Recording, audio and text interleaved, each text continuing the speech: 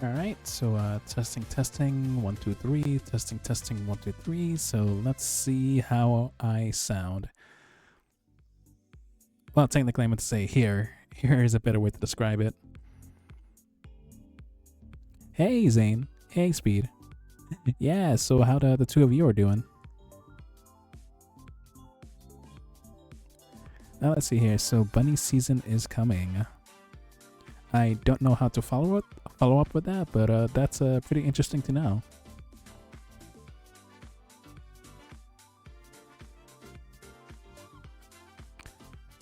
And yeah, hey again, Zane. But yeah, so today I'm just going to be doing like 5 sketches, mostly because I did miss yesterday's stream. And plus, you know, I'm starting tomorrow. I am going to be taking a break from live streaming. But I won't be back until the following week. So yeah.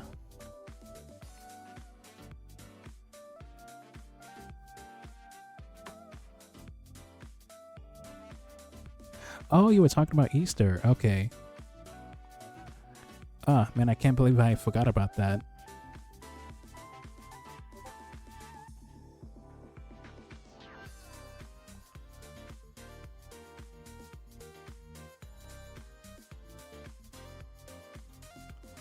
But yeah, so I'm just gonna wait a little bit longer for more people to show up. I think I'm gonna be doing the first spin like maybe in 7 minutes. Yeah, so I want to say like at exactly 5:25 p.m. I'm going to be doing the first spin.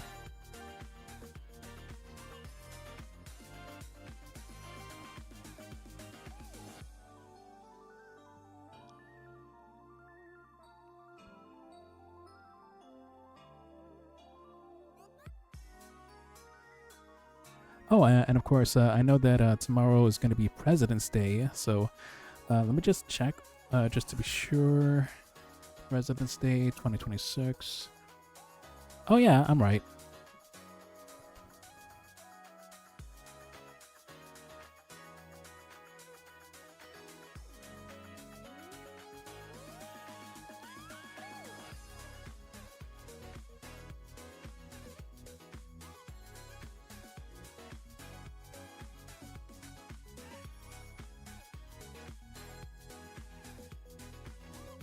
Oh yeah, no, everything was is all good speed. Nothing too crazy.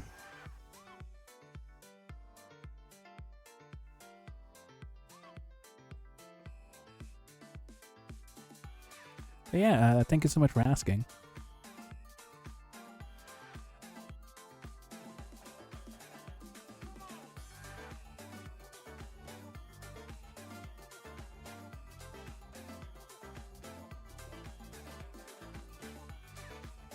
Yep. Oh, also probably during my long week break, I want to see if I can start like watching more movies on Netflix or maybe on Hulu. But if anyone has like any interesting recommendations, feel free to drop them in the chat. Yeah, I'm fine with like any genres, like horror, action, romance, especially comedy. But my two favorite genres in films are comedy and scary films.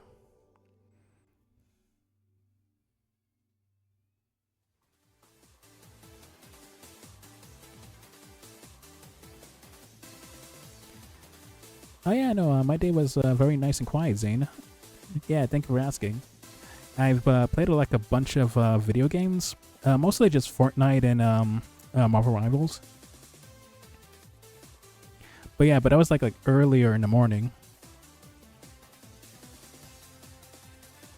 Oh hey, get him. Hey, how you doing, my friend? Oh yeah, I had the chance to watch your stream. Yeah, good stuff, good stuff.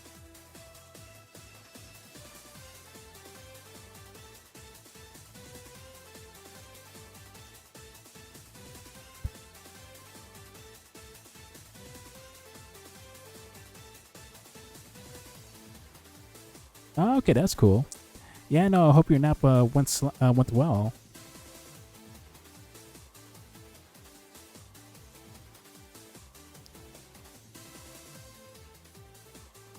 Hey, Turtlebravo. Yeah, welcome to the live stream. Yeah, so how about you? How you doing?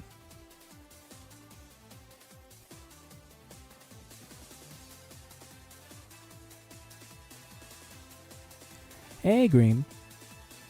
Oh yeah, so since you guys recently just came in, I'm gonna be doing the first spin in about 4 minutes. Yeah, so exactly at 5:25 p.m. I'm gonna be doing the first spin.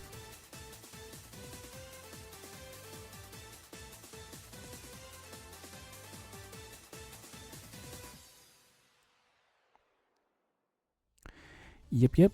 And just like in the title of this live stream, I'm gonna be doing 5 sketches. Though I'm pretty sure today's live stream is gonna be pretty quiet. Yeah, I don't see a lot of our viewers.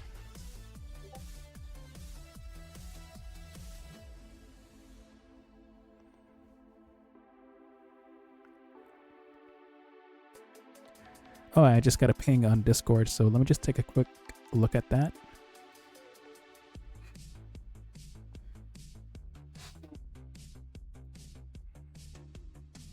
Oh, for a second there, I thought somebody messaged me, but I'm pretty sure just a notification from one of the servers I'm in.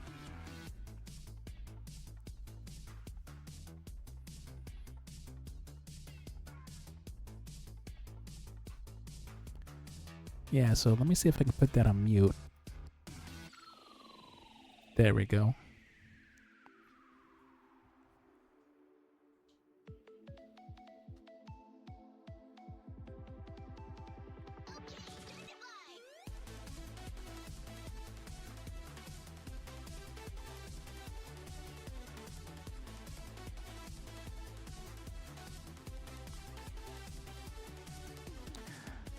Oh, hey, Raven. Oh yeah, so you have to. Sorry that you had to deal with that ad break. But yeah, no, it's really nice to see you back.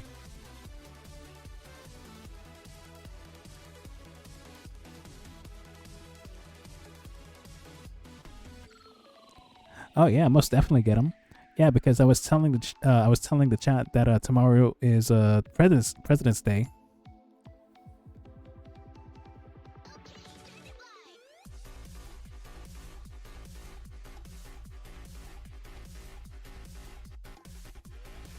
Ah, you've been very busy. Oh yeah, no, that's fine, and totally understandable.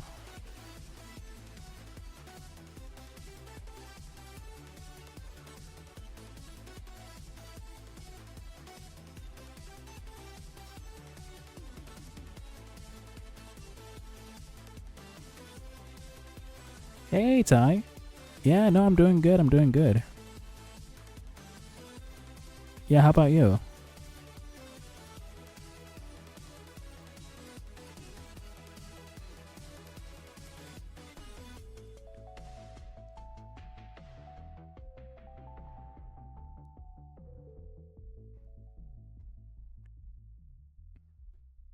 Yeah, hey, Turtle.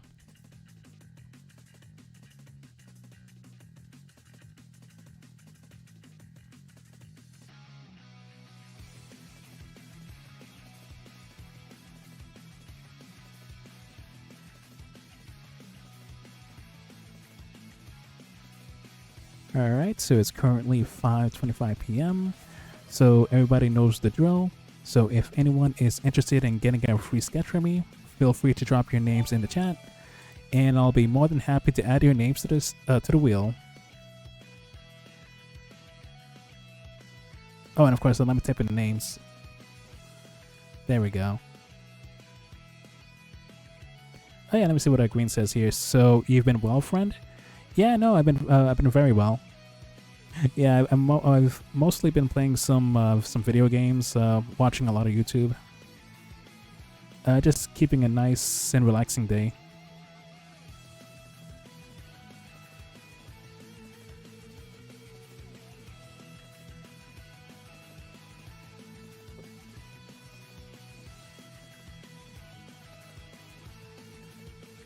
Alright, that's cool to know, Green. Yeah, sometimes it's really good to have like some R&R.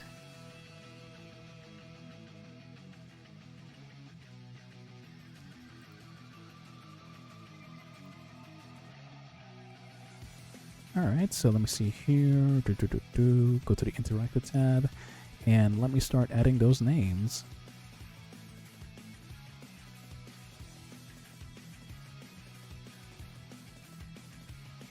So, okay, so we got Turtle, GreenPupper. Who else? Who else?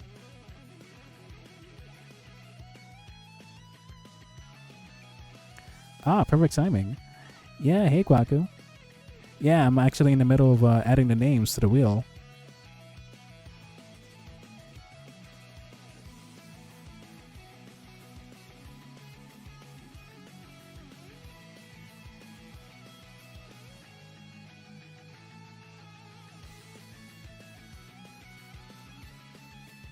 Oh yeah, so quick question. So Kwaku, do you want to participate, or you're good?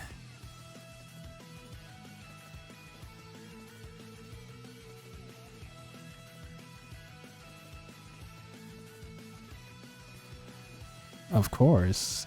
All right, so let me add you in.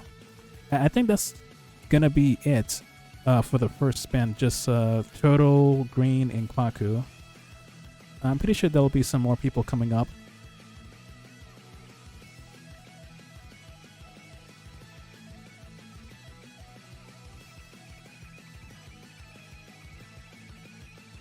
Oh yeah, I see Speed.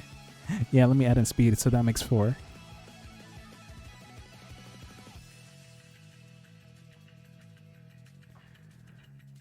Okay, so yeah, now there's more people coming up.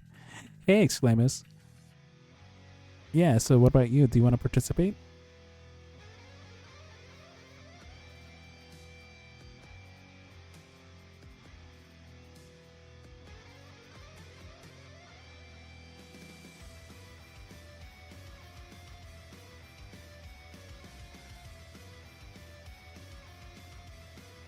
Oh yeah, I'm pretty sure he's experiencing like an ad break right now, so let me see if I can just message him in the chat.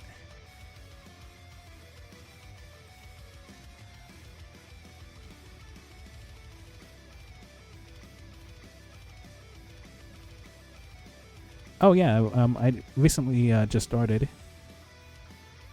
Yep. Wanna join?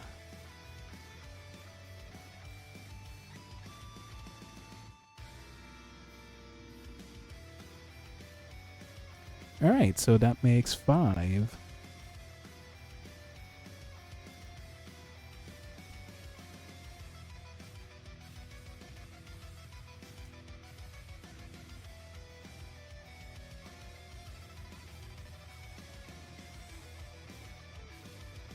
Alright, so is everybody ready for the first spin?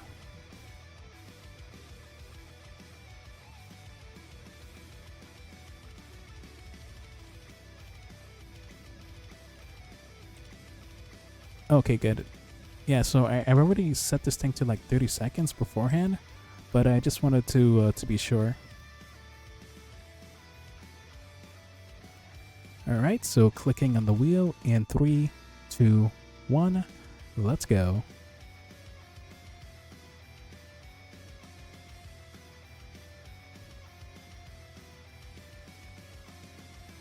Yeah, honestly, I have no idea who's gonna be the first winner, but let's see.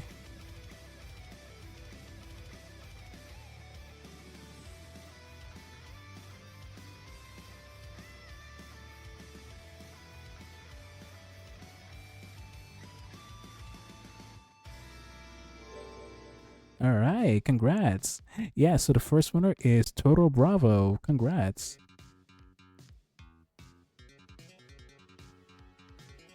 And it's kind of crazy because I also gifted Turtle a 1-month subscription, and it turns out that he's the first winner. But yeah, so you got a free gift, a free gifted sub, and you got the first spot. Yeah, lucky you.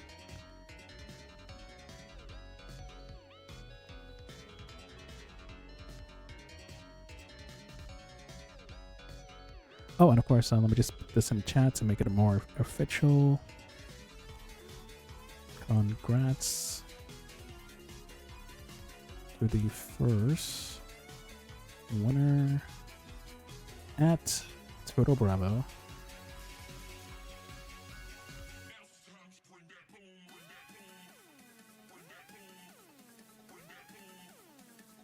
And sent.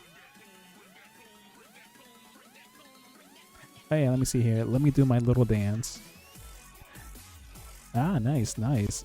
Yeah, loving the dinosaur emojis.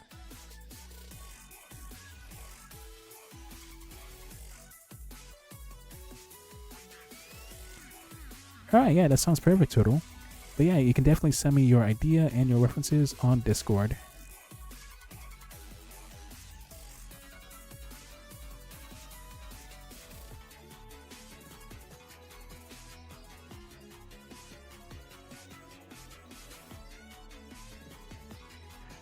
Oh yeah, so if anyone is curious about the gift that's like playing in the corner, it's from an old anime called Air Master. So I don't remember the exact year it came out, but I'm assuming it's from the late 90s. But let me see if I can do like a quick Google search, just to be sure. Air Master release date.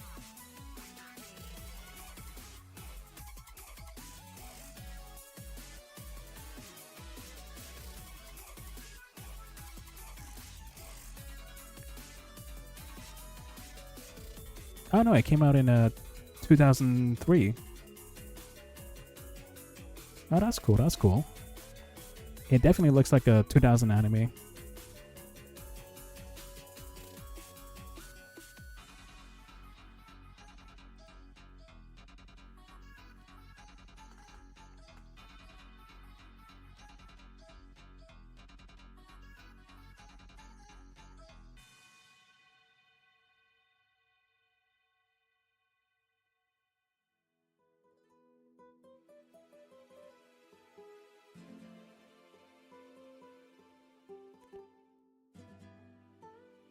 Oh yeah, exactly, Speed.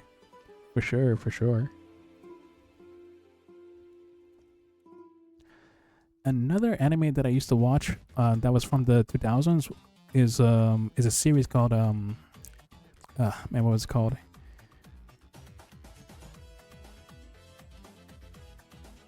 It was like it involved like a bunch of skaters.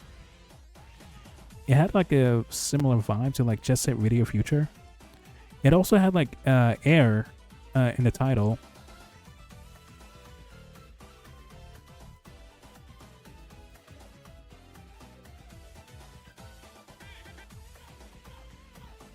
I think it was called Air Gear. Air Gear, and let me do a quick search on that. I'm pretty sure that's the name of it. Oh yeah, no, I'm right.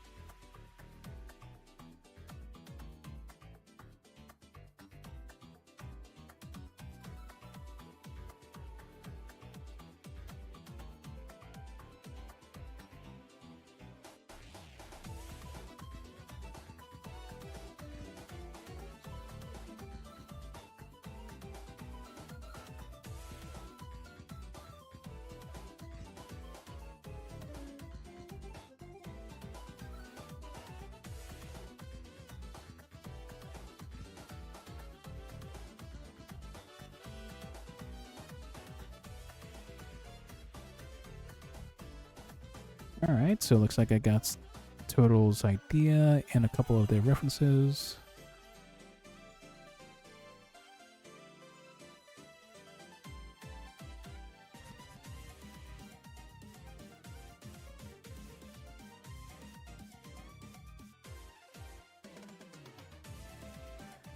Alright, yeah, this is definitely going to be a fun one.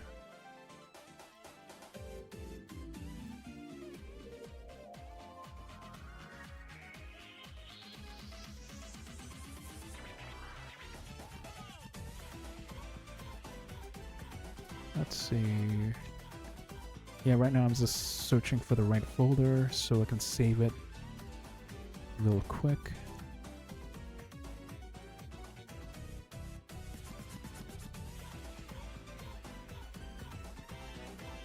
Okay, here it is.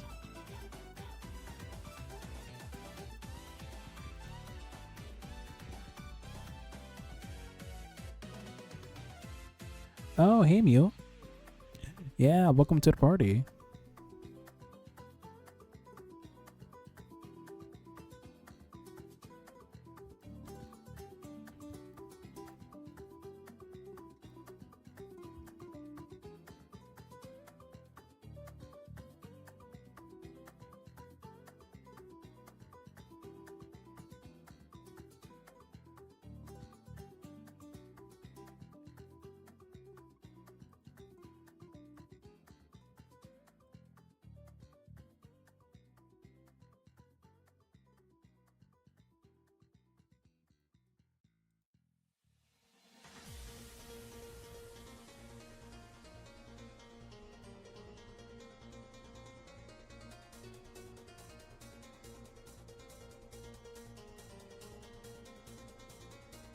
Alright, so I think that should be everything.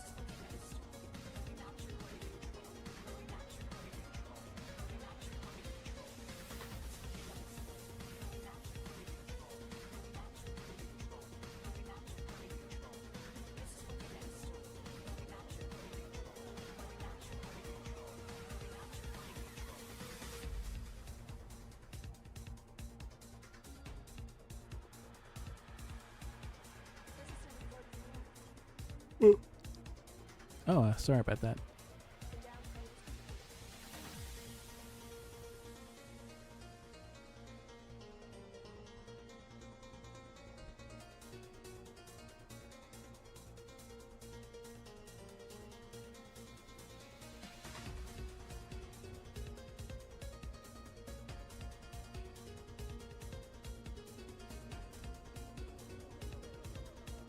Oh yeah, so I wonder if Zane is still here, because I know for a fact that he's gonna love this first sketch request. Yeah, because it's gonna feature a certain character that he really likes.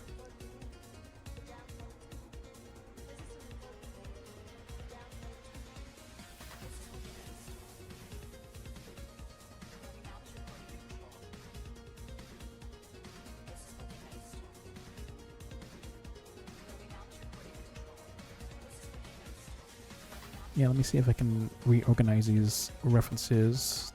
Let's see. I think... yeah, this should be it. Perfect.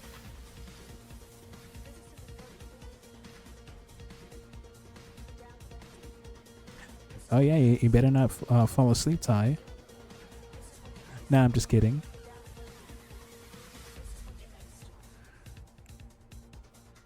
Alright, so let's start sketching.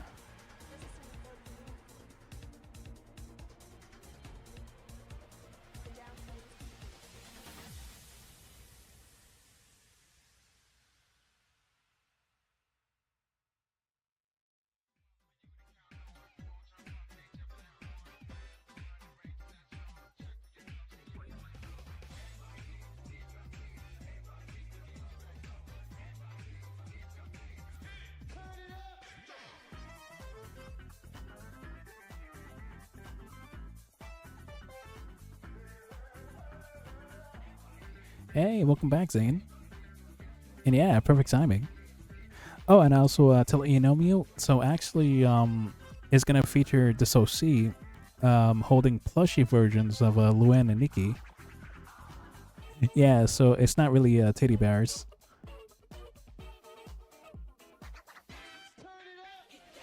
Yeah, so Turtle pretty much answered that question.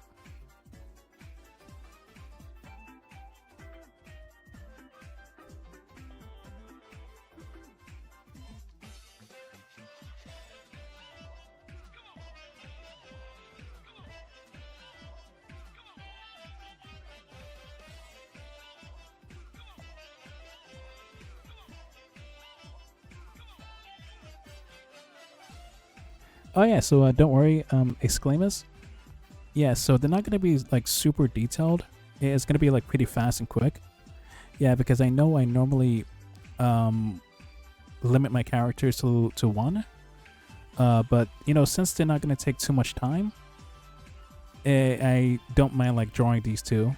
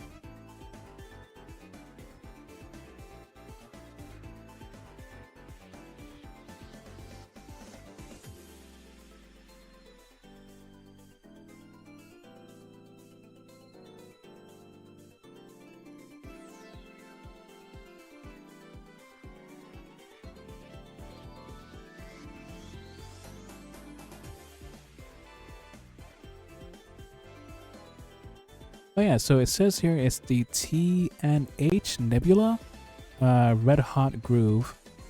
Yeah, I'm just reading it off from the live stream. Let me see if I can put that in real quick.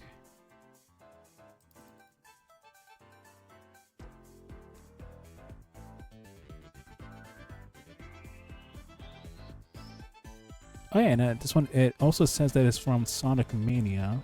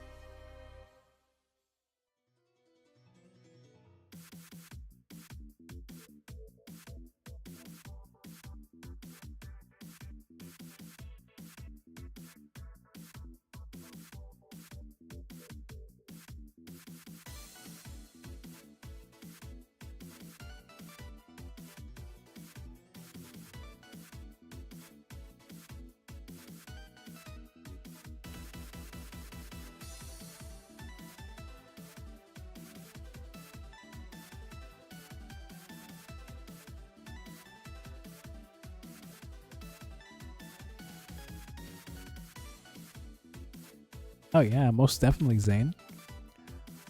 Yeah, I gotta say, even though I'm speeding up a little bit fast with this sketch right here, it's coming along very nicely. Yeah, so, and of course I am gonna be cleaning it up once I'm done with the rough sketch phase. Alright, so let me work on Nikki.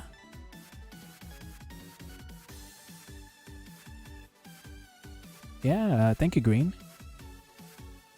And yeah, thank you, Turtle. Yeah, she's definitely looking great. Well, actually, you know, just the sketch as a whole, in general, of course.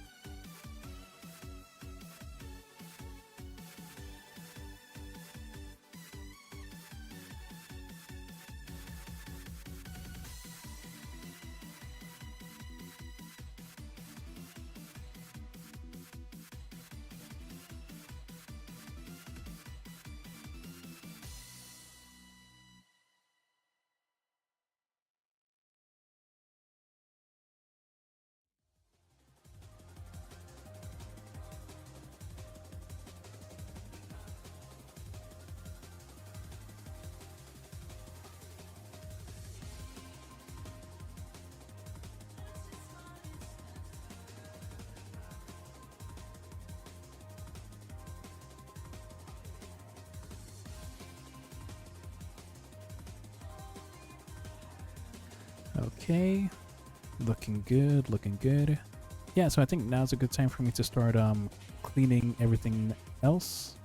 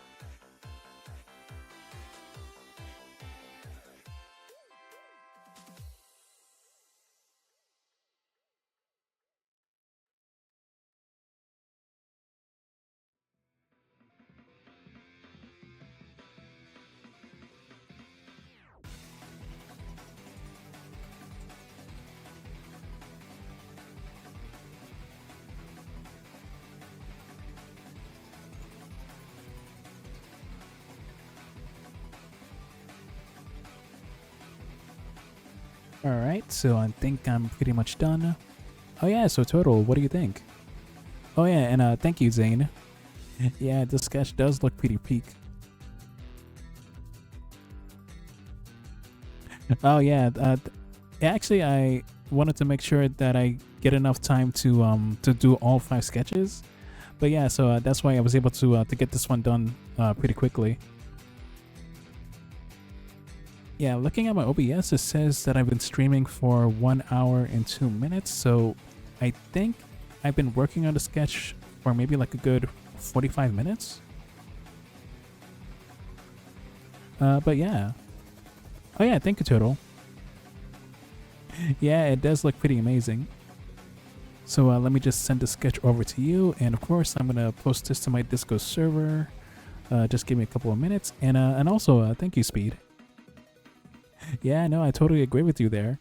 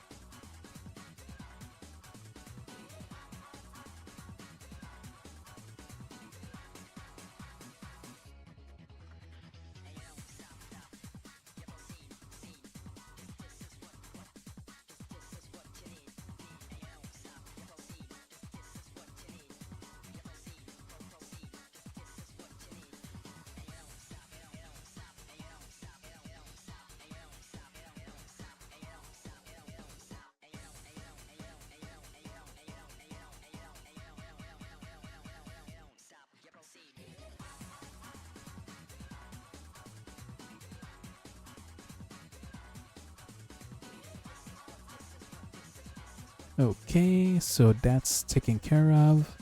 So let me just move on to the next spin, which is the second spin.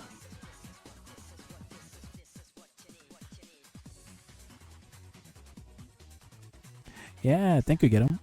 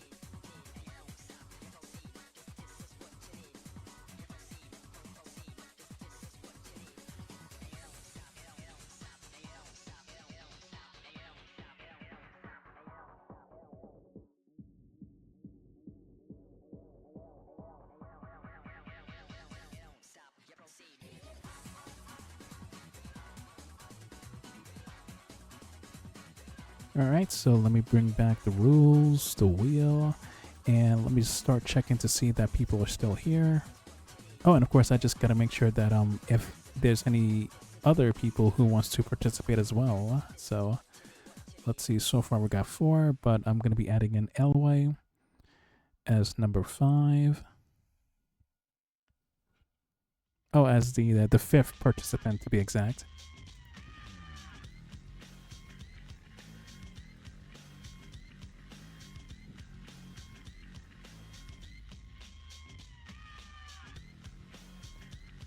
Oh, and of course, let me get rid of the void.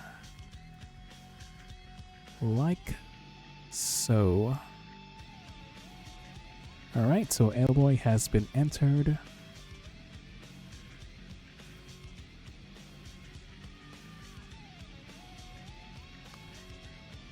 Alright, so let me start checking. Is Green here? Yep, GreenPupper is here. Is Kwaku here? Going once, going twice. Yeah, there's no sign of Kwaku over here. Oh, I see that Green is here. Cool. So I see that Speed is here. And of course, thank you for commenting that. Who else? Exclamus is here. And of course, Elway is still here. Okay, so it looks like the only person that is not here is Kwaku. Alright, so let me just remove him temporarily.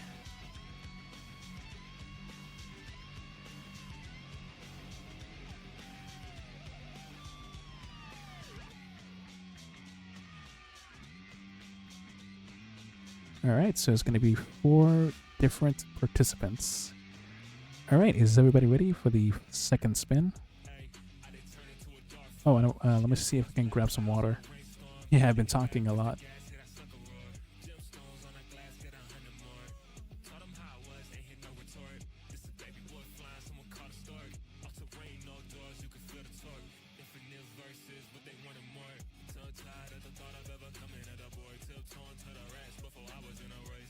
Alright, let's do this. Just like Epic's emojis says, let's spin. So clicking on the wheel in 3, 2, 1, let's do this. Alright, so who's going to be the second lucky winner?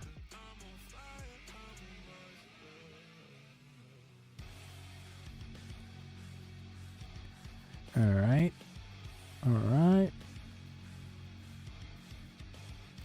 And it looks like it's going to be... Actually, we already know. Yep, GreenPupper. Yeah, congrats, Green. You're the lucky second winner. So let me just put this in the chat. Congrats to the second winner. Hyphen symbol at Green.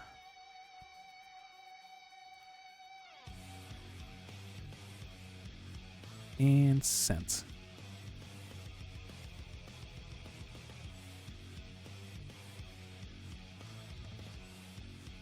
Yeah, let's go indeed.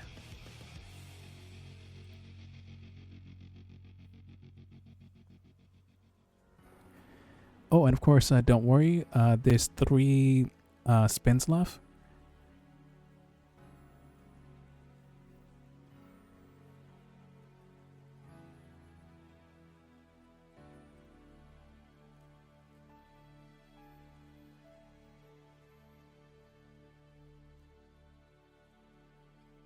Oh yeah, of course.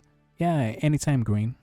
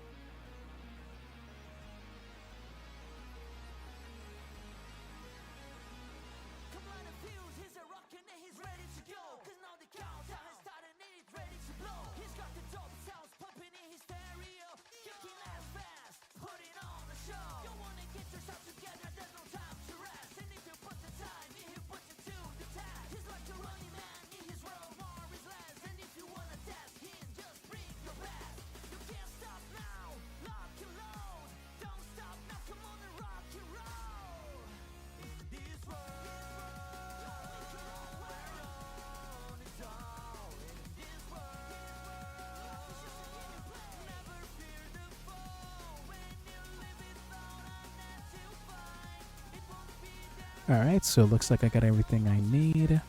Now I just gotta get rid of the banner. Oh, sorry, not the banner. The wheel and the rules. I don't know why I said the banner. Alright, so let me just move these files around. Okay, yeah, this is good.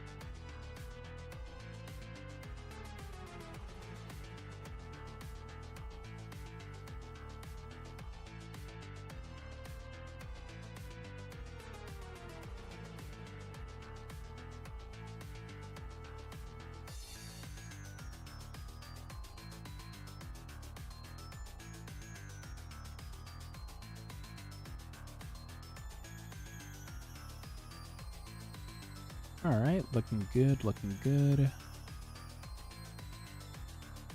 Alright, so let me see if I can downscale the sketch, the rough sketch to be exact.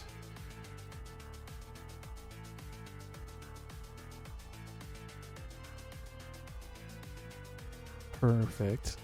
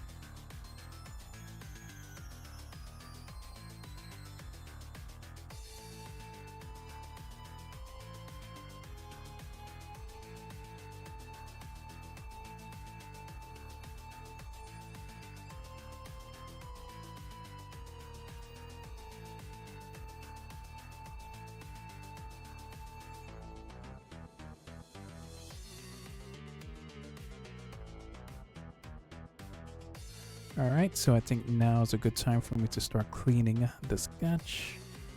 So let me just lower the transparency, get a new layer.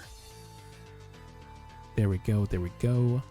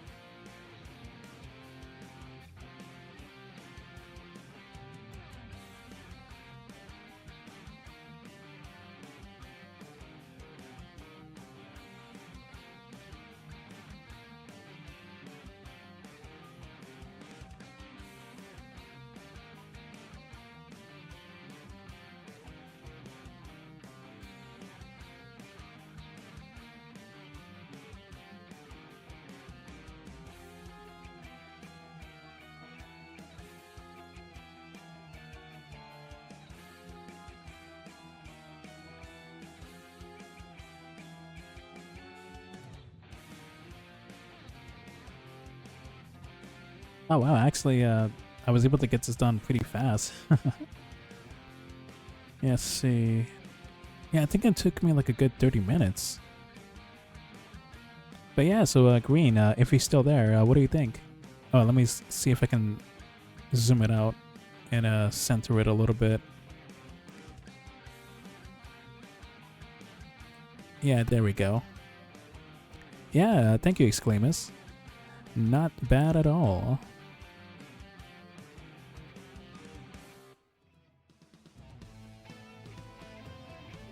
Oh yeah, so let me see if I can merge the layers together, and I'm gonna send this over to Green.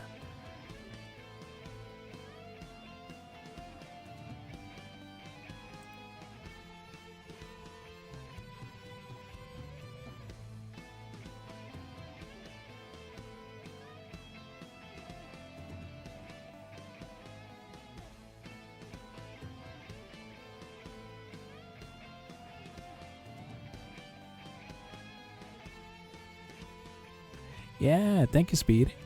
And yeah, thank you, Jumpy. Yeah, I really appreciate it. And yeah, thank you, Green. Yeah, he does look very amazing.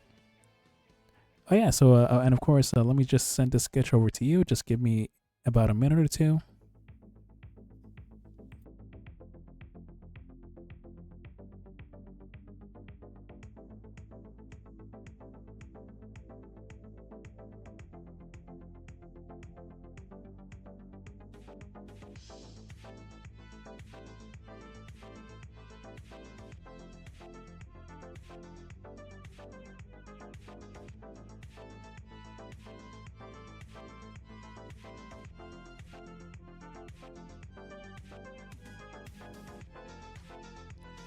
Oh yeah, and of course, yeah, happy early birthday, Green. Yeah, because I do remember you mentioning that it was that your birthday is during this week. But yeah, so happy birthday. I mean, well, happy early birthday to be exact.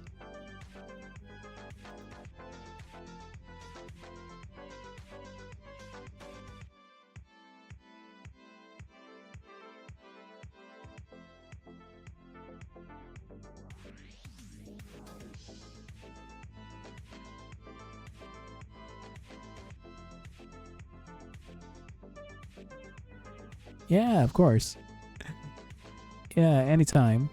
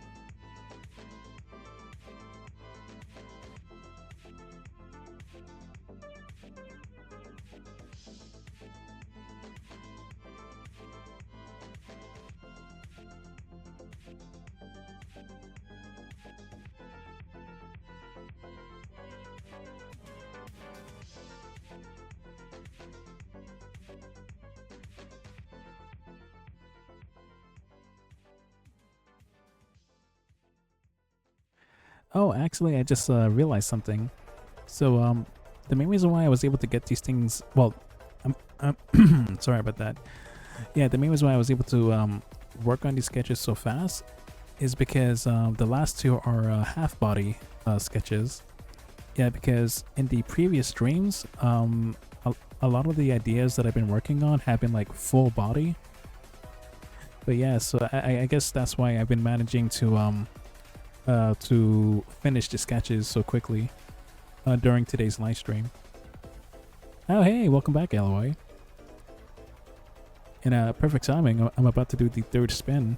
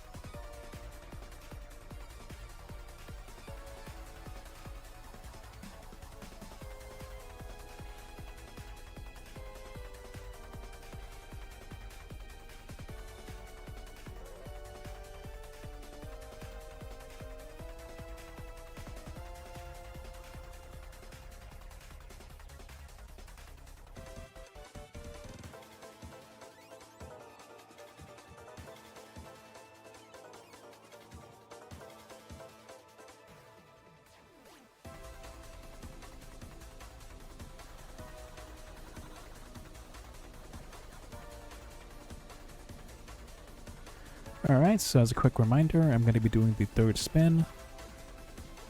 So in the meantime, I'm just going to check and verify that people are still here. So just give me a couple of minutes.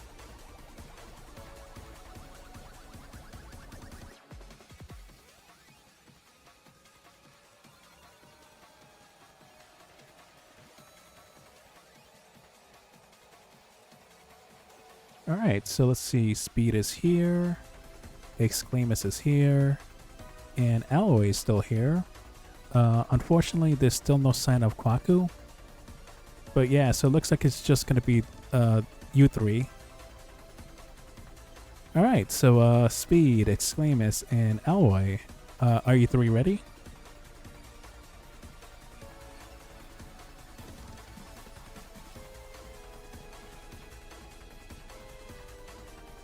Alright. So let's do this.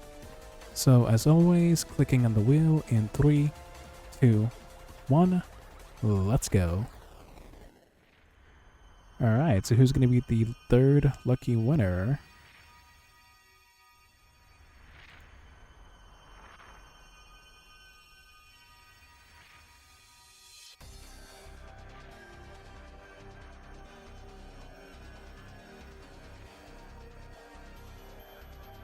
It's still moving, it's still moving. And it looks like it's going to be LY. Alright, congrats. Yeah, so the third winner is LY380. Yeah, once again, congrats.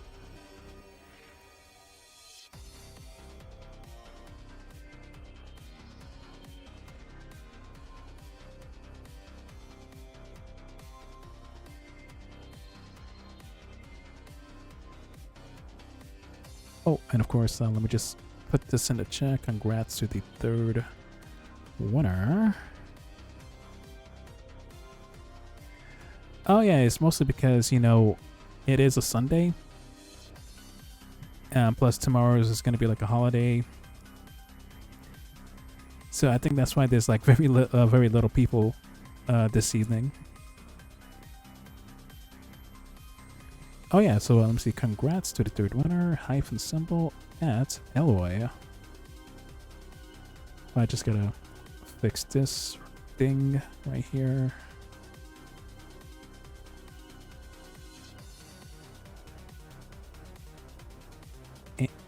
And sent.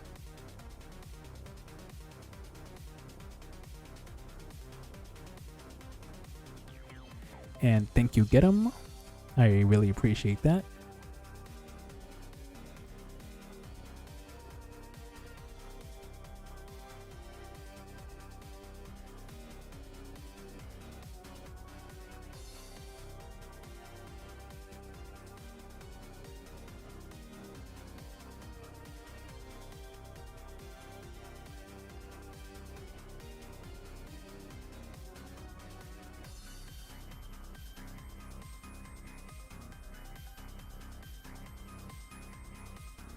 Oh yeah, so let me see if I can send like let me see if I can send like a quick message to Elroy on Discord.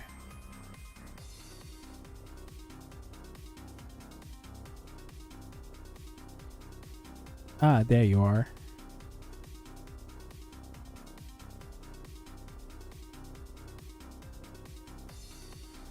Yep. Yeah, actually, I just sent you like a quick smiley face on Discord.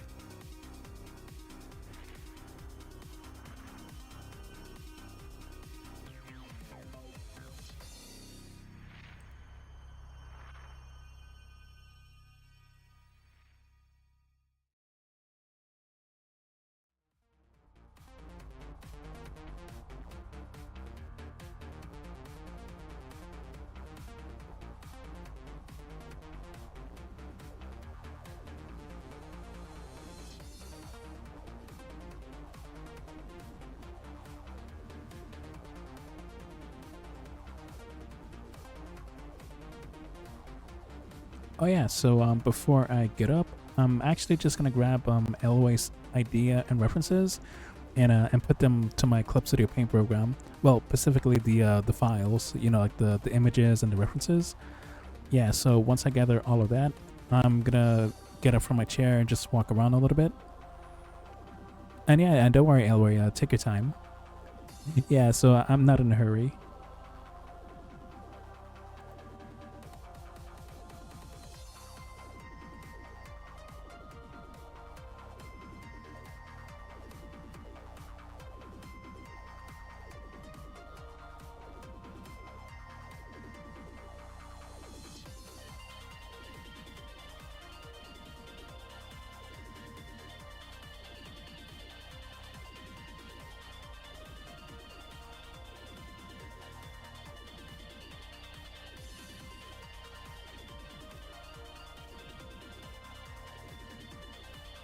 Oh, nice. Yeah, so it looks like I'm gonna be drawing a character from Grossology. Man, it's been a long time since I've watched that series. All right, so let me start grabbing those references real quick.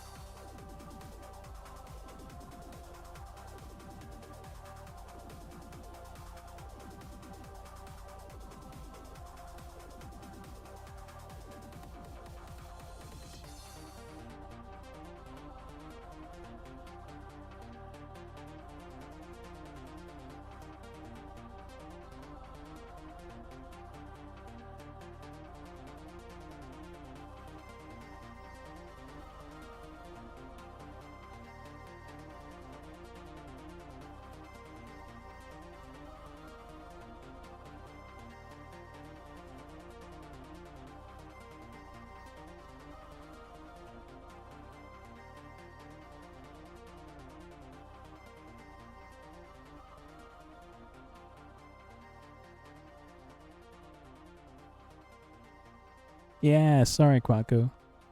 But thankfully there's 2 spins left. Yeah, so I am gonna be doing like 2 more sketches after the third one. Oh, and of course I'm just gonna step away from my computer real quick. Yeah, like I mentioned before, I'm just gonna like walk around since I've been sitting here for maybe like a good 2 hours. But yeah, no, I'll be right back.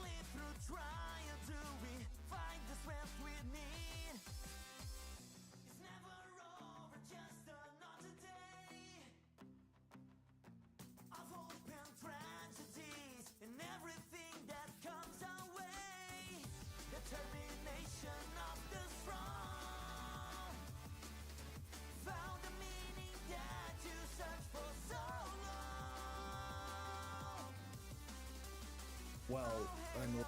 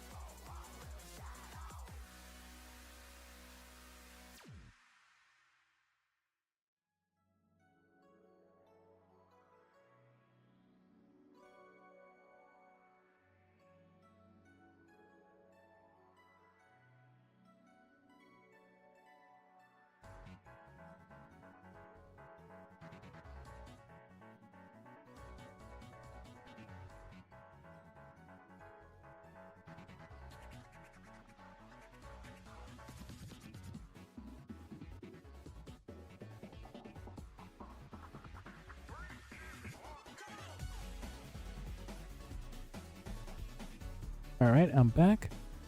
Oh yeah, of course. Take care, Mew. Yeah, so thank you so much for staying this long during my live stream, and I'll definitely see you next week. Yeah, I want to say the 26th. Yeah. Yeah, so I'll be back streaming on the 26th of February.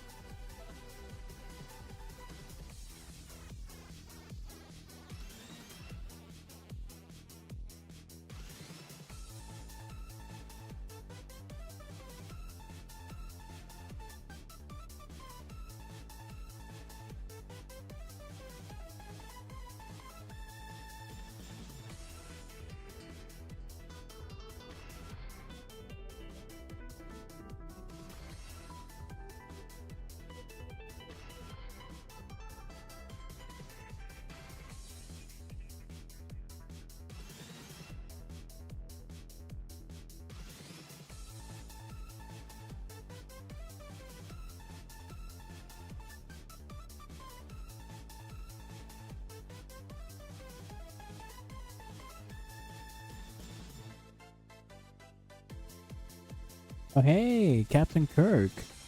Yeah, how you doing, King? Oh, and of course, thank you so much for coming to my live stream. But yeah, so how you doing? Oh, and of course, I'm almost done working on the third sketch request for Alloy. Yeah, just gonna fill in some black colors. Well, I mean, just some grayscale or some black for the character's hair and their skin tone. But yeah, that's pretty much it. Oh yeah, that's cool. No, it's really nice to know that you're doing good, Captain Kirk. Cool, cool, cool.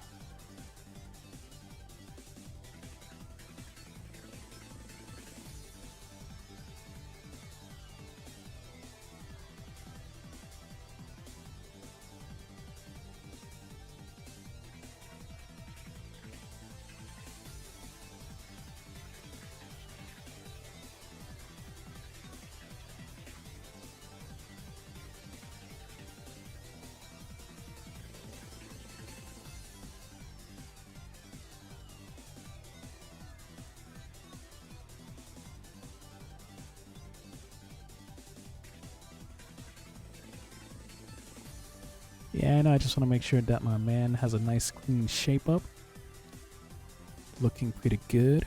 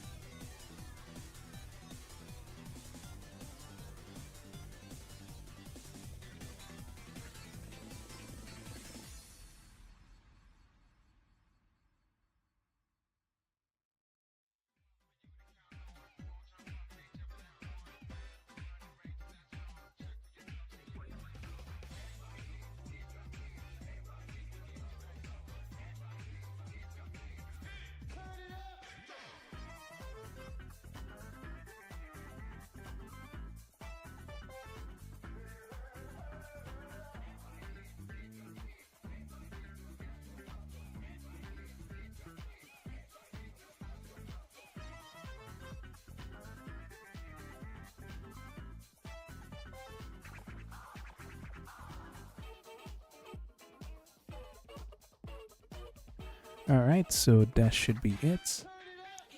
But yeah, so this one was like another quick one. But yeah, so Elway, if you're still there, do let me know what you think before I move on to the next sketch requests.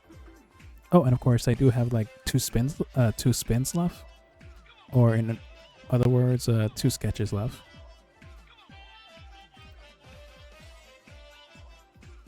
Yeah, thank you, Speed.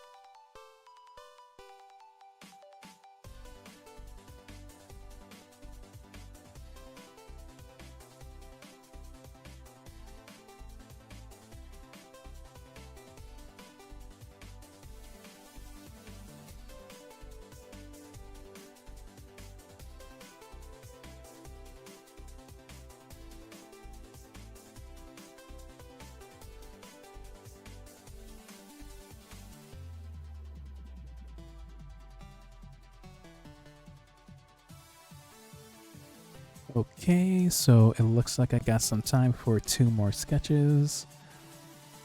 So let me just bring back the wheel and the rules. There we go, there we go. Oh yeah, so I'm just gonna check to see if Kwaku is back. But I just gotta make sure I remove Elway since they've already won. Let's see, where's the interactive tab on this thing? There we go.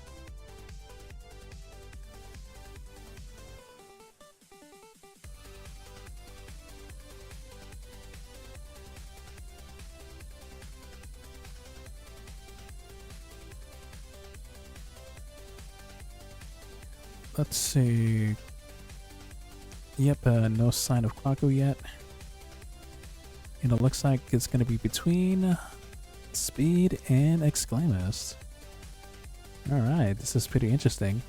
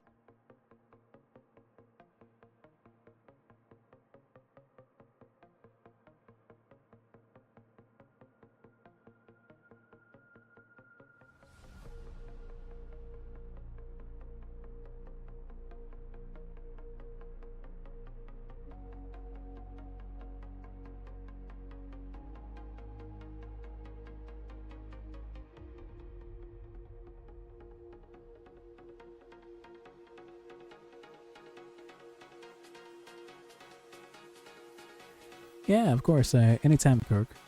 Alright, so it looks like it's going to be between Speed, Kirk, and Exclaimist. Alright, so are the 3 of you guys ready?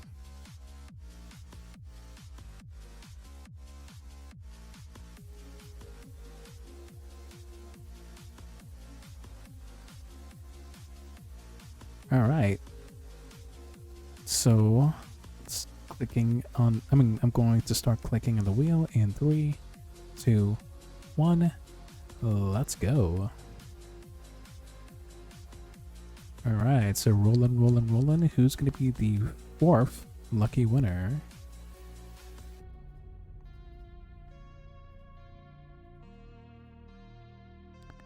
Alright, it's starting to slow down, but it's still moving. Still moving.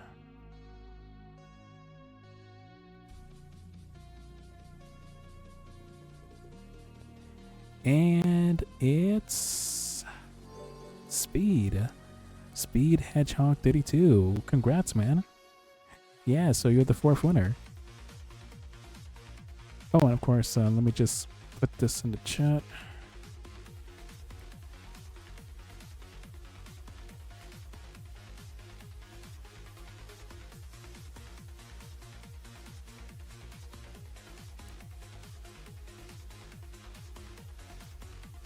Oh, wow. Oh, yeah, thank you for mentioning that, Turtle.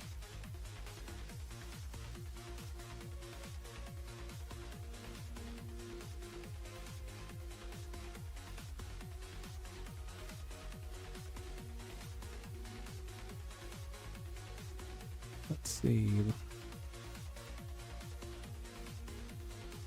And sent.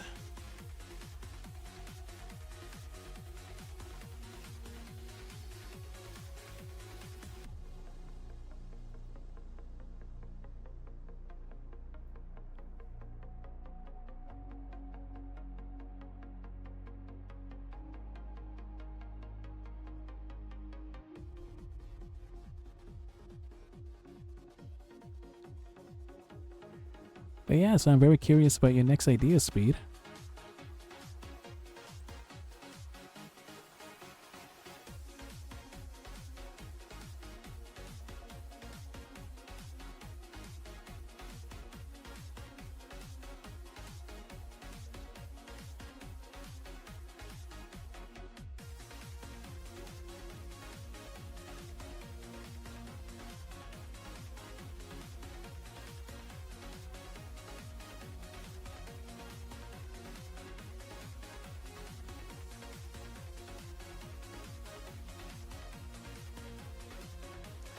Oh yeah, so let me see if I can bring back that video that I saved.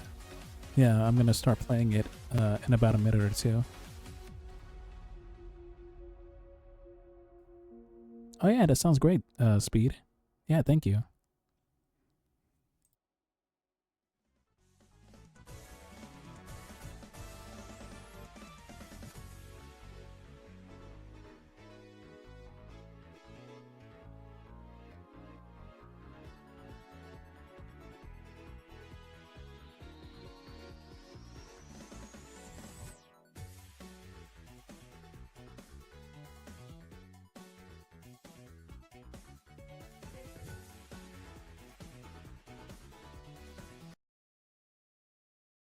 For most people, the start of the new year is supposed to be all about positive change. Resolutions to cut out unhealthy habits, perhaps a big move for a change of scenery, maybe even quitting your job. Well, unless you're limited run games, that is. Limited Run has had a pretty rough go at it over the past few months, and it's been incredibly frustrating to watch fold out. As someone who's always been on the sidelines, silently cheering on this small game company wading in the turbulent waters of the video game industry, watching their mismanagement, quality concerns, and a general lack of direction has caused me to start pulling away from the company I once thought so highly of. But I'm not making this video just to crap all over Limited Run, because on paper, Limited Run Games is a fantastic idea. Limited Run started out in October 2015 with the intent of creating physical versions of digital-only games, preserving their content for as long as physical media can be played. Their early releases of Breach and Clear, Octodad Dadliest Catch, and Shantae Risky's Revenge proved that people want physical media, and that a company with the sole purpose of providing that for people isn't completely unfeasible. In addition to standard physical editions for games, Limited Run would also branch out and become one of the go-to companies for game developers when creating collector's editions for their games. Some of their biggest successes have been their collector's editions for Celeste, Yooka-Laylee, and Scott Pilgrim.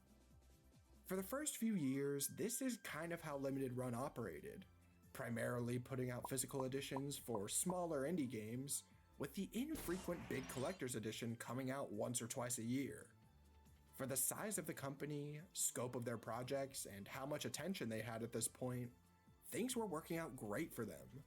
They had an important foothold in an industry that is rapidly evolving away from physical media, and for a lot of people, me included, their message about physically preserving media seemed far more important than any game they put out, whether people actually liked it or not.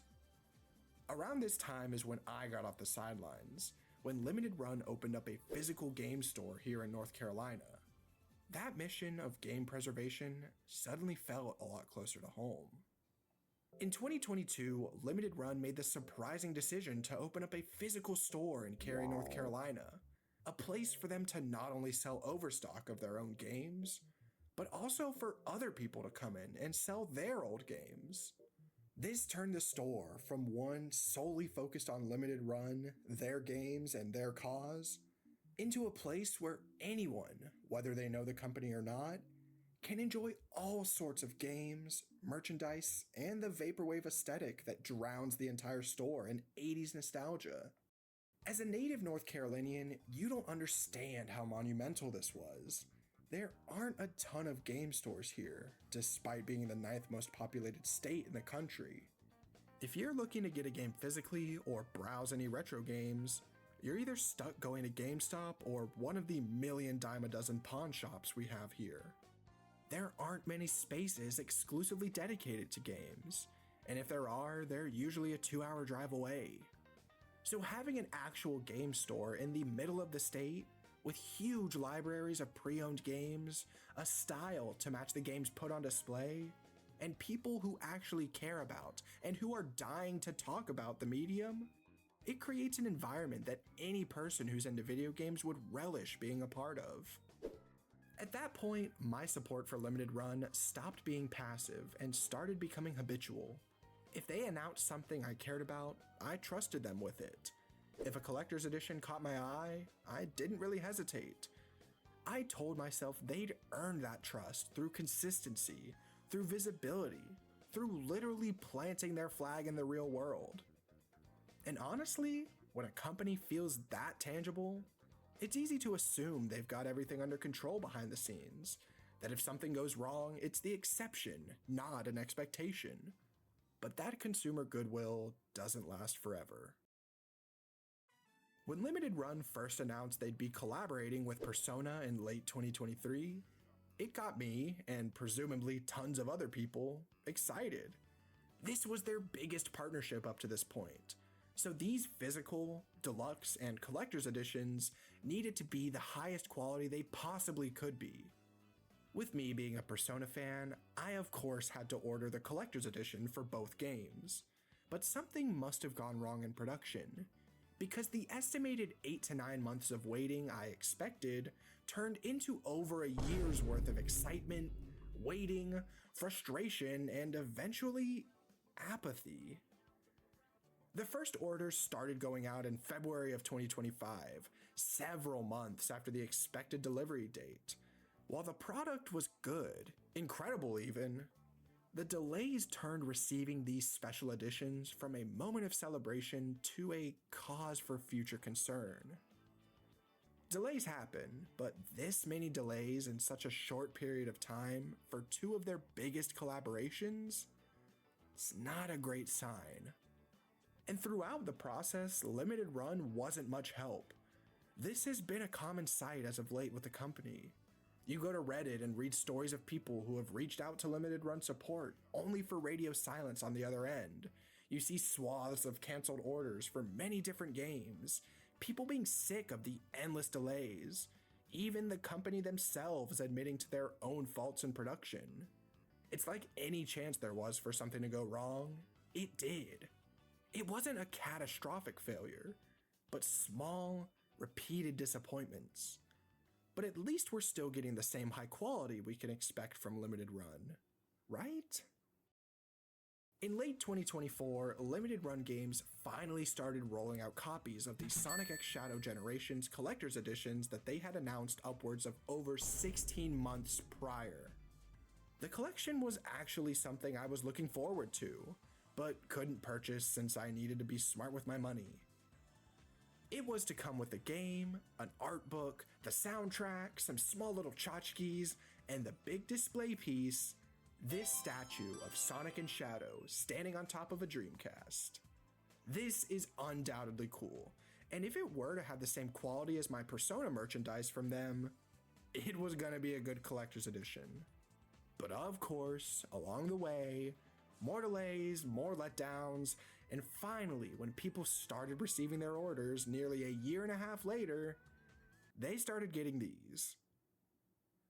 Now, if I had paid over $200 and waited over a year with numerous delays and setbacks, and this is what I'd gotten, I'd want an immediate refund. And it wasn't just Sonic. Their compendium for the Yakuza titles not only came out far later than anything they've ever released, but even it has quality issues. Multiple products from collaborations with big developers continue to show a lack of care and a lack of polish. This is not what you want your company to be known for. It erodes the trust that you've earned from both your diehard consumers like me and the companies that choose to partner with you, since it reflects badly on them too. These quality issues have only really started to pop up over the past year. Past Limited Run collector's editions might have been delayed, if anything, but the products that you'd receive would undoubtedly be high quality. But it's like that totally changed over the past year, and I think I might know why. A concerning pattern I've noticed for Limited Run is that they really like to announce new products. New collaboration with Persona, then Sonic, then Yakuza. These were all within such a relatively short period of time. But before they could even start delivering on the Persona editions, they started taking pre-orders for Sonic X Shadow Generations. And before they could even get those out, they're accepting pre-orders for a Sonic Racing Crossworlds Collector's Edition. And for each one of these products, there's been a lack of communication and delays. It's as if the company is far more concerned with generating hype and getting those pre-orders, rather than actually putting out the products they've already promised and focused on making sure those products are good. At some point, Limited Run stopped feeling like a company designed for preservation and transformed into one more concerned with big collaborations, a large number of projects being worked on simultaneously, and a company that cares more about pre-orders than anything else. One of the first times I saw this was after I initially ordered the collector's edition for Persona 4. Mistakenly, my card had been charged twice for the order, with 2 identical statements from Limited Run in my bank activity. So, obviously, I contacted them in hopes to fix it. It was only after 2 weeks where I heard back from them and was refunded the amount for the second transaction. And that's really not how you should handle customer service relations. Imagine if I had a medical emergency or a bill that needed to be paid. And all of a sudden, I don't have that money because not only did Limited Run mistakenly charge me twice, but now they can't even get back to me about making the situation right. This was 2 years ago, so things might be different now. But from reading stories on Twitter and Reddit, it seems like it's only gotten worse. If their quality assurance, customer relations, and overall workflow and timeliness hasn't raised some alarms for you, there's a bit more going on with the company. As of January 1st, 2026, Limited Run Games co-founder Josh Fairhurst announced he's stepping away from the company. On top of that, the company is now facing an investigation, which alleges they sold customer data relating to some of the videos present on their site and YouTube channel. I'm not going to speak much on either of these, as there's still a lot of information coming out in regards to both. But can I just say, this is kind of the worst position you can find yourself in, when you're already expected to roll out some more big products early in this year. It's getting harder and harder to justify purchasing memorabilia from them. Other companies like IM8bit, Fangamer, among many others, have entered into the collector's edition space, producing exclusive materials for partnered games like records, plushies, and any of the other small things that you'd want to purchase for your favorite games. On top of that, these companies have shown a higher quality to their work, with far less production mishaps, delays, and quality issues. So where does Limited Run go now? I mean, this isn't a company I want to see just dissipate. It's nice having a company focused on creating physical editions for smaller niche indie games. Just recently, they announced physical versions for Hi-Fi Rush, and this is the kind of stuff I love to see from them, allowing more and more people to have physical copies of these proven indie games, which makes me kind of surprised they didn't do it with Bomb Rush Cyberpunk as well. But you can't keep splitting attention between 10 to 20 smaller indie titles, as well as anywhere from 5 to 10 beefy collector's editions. That is way too much work for a quote-unquote small company to handle in just a year. And obviously, their way of doing things up until this point has been bad for every facet of their business. So, what now? I've always thought that Limited Run works best when it's working with smaller developers who just want their games to be seen on shelves. Celeste, Yooka-Laylee, Hi-Fi Rush now. These are all the kind of titles that Limited Run could see consistent success from producing reliable physical versions of. I get that the company is called Limited Run, but now that they're not currently selling physical editions for games like Animal Well, Penny's Big Breakaway, or High on Life, I'm far more inclined to buy these games digitally. taking away my experience of buying a physical copy and a customer for limited run. I think they need to take a step back and really reconsider the kinds of games they're making physical editions for. Always having copies of games that people will want, like the ones listed before, is gonna succeed for them far more than having copies of games like Gradius Origins, Kingdoms and Castles, Super Sammy Roll? Oh, okay, what the heck? These are games that just sit in their physical store, and no one really buys them. It's a waste of the investment that went into creating them. If they focus their attention on a handful of small titles that have succeeded, things like Penny's Big Breakaway, Animal Well, they'll likely have more long-term success, since people are always gonna want these games. And definitely dial back the number of collector's editions. They're getting delayed, there's quality issues, just take it down a notch. You don't need to partner with every company that comes your way, especially since the final products have been making both parties look bad. I really do wish the best for Limited Run, despite all that's going on behind the scenes. Hopefully all the changes happening to the company this early into 2026 will help them get back on track and become more focused with the products they put out. Thank you for watching.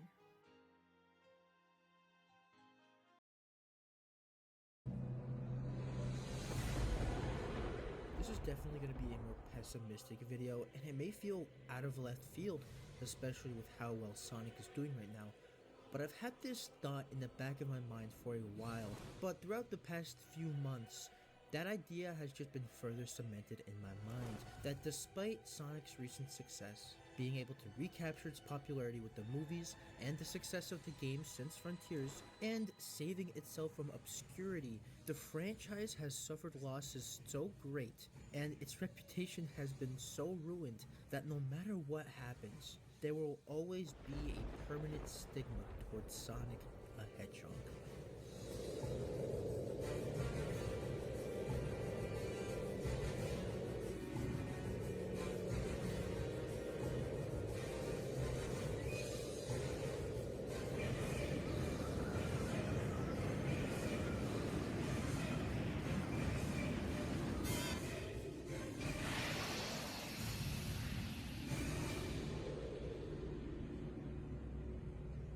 To start off, we're going to have to talk about the catalyst, then go outside of the games and just the whole franchise. Starting with the Dark Age, which began debatably Sonic Heroes, but more people say Shadow, and ended with Sonic Unleashed. When Sega exited the console market and entered the software space, that meant it would be the first time that Sonic would appear on all consoles, including Nintendo, starting with Sonic Heroes. And despite how much I fucking hate that pile of fucking garbage, it was pretty successful, being the highest selling 3D Sonic game up until Sonic Frontiers. Once we get to 2005 with Shadow the Hedgehog, that's where we really start to see Sonic's credibility fall off a bit. Shadow 05 was made to be a quote-unquote mature Sonic game, and that maturity came with them swearing every 5 seconds and shooting an MP5 at soldiers. And along with the game kind of sucking with oddly stiff controls and forcing you to play the game 10 times just to get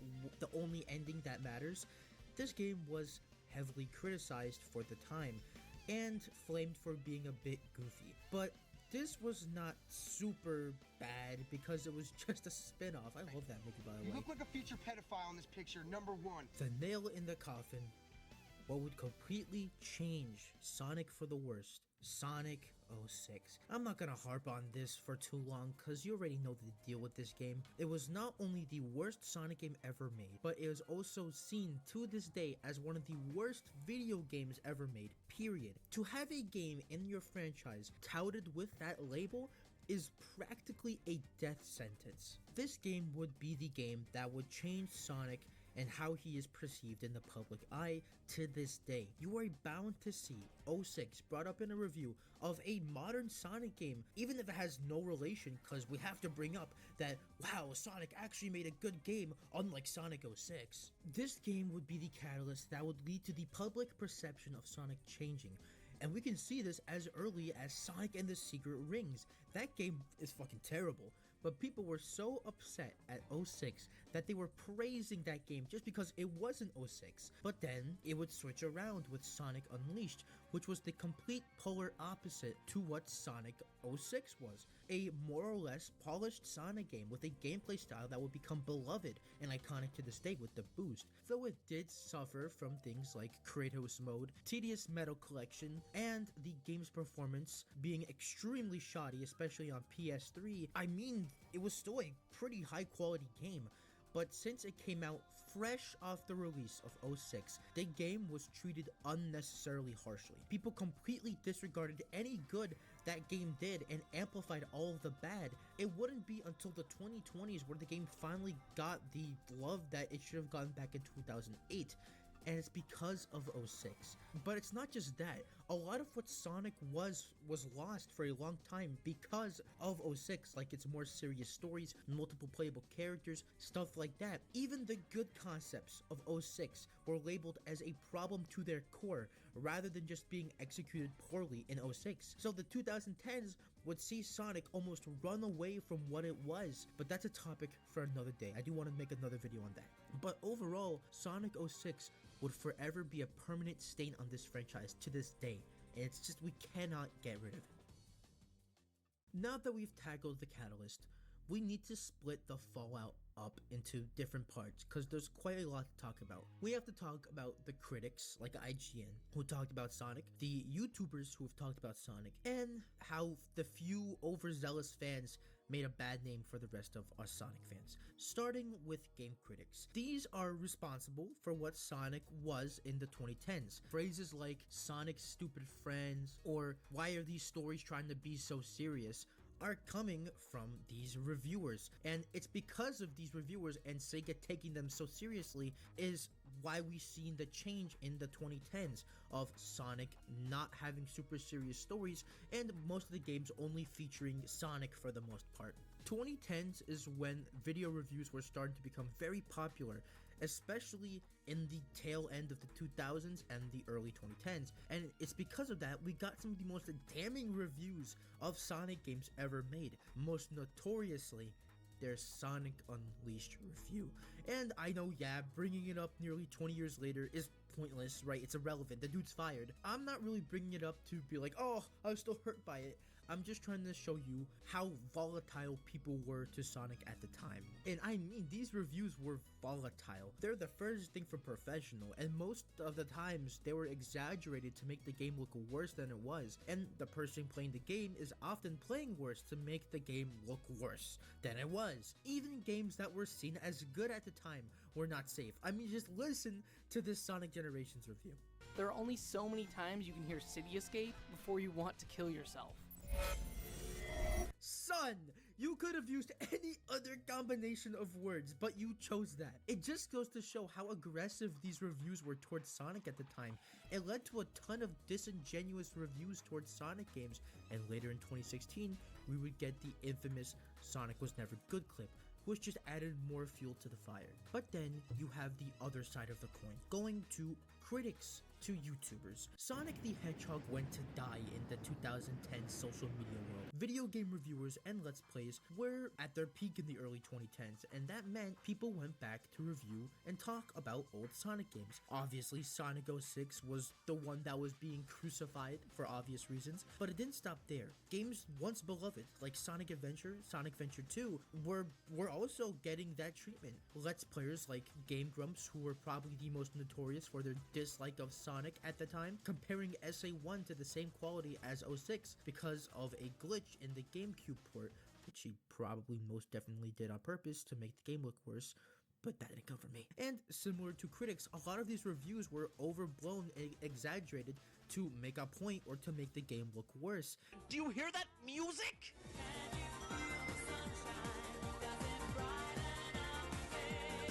Holy salamander cuttlefish! What was going on over there at Sonic Team headquarters when this mistake happened? I wish I could look at you when I say this to you.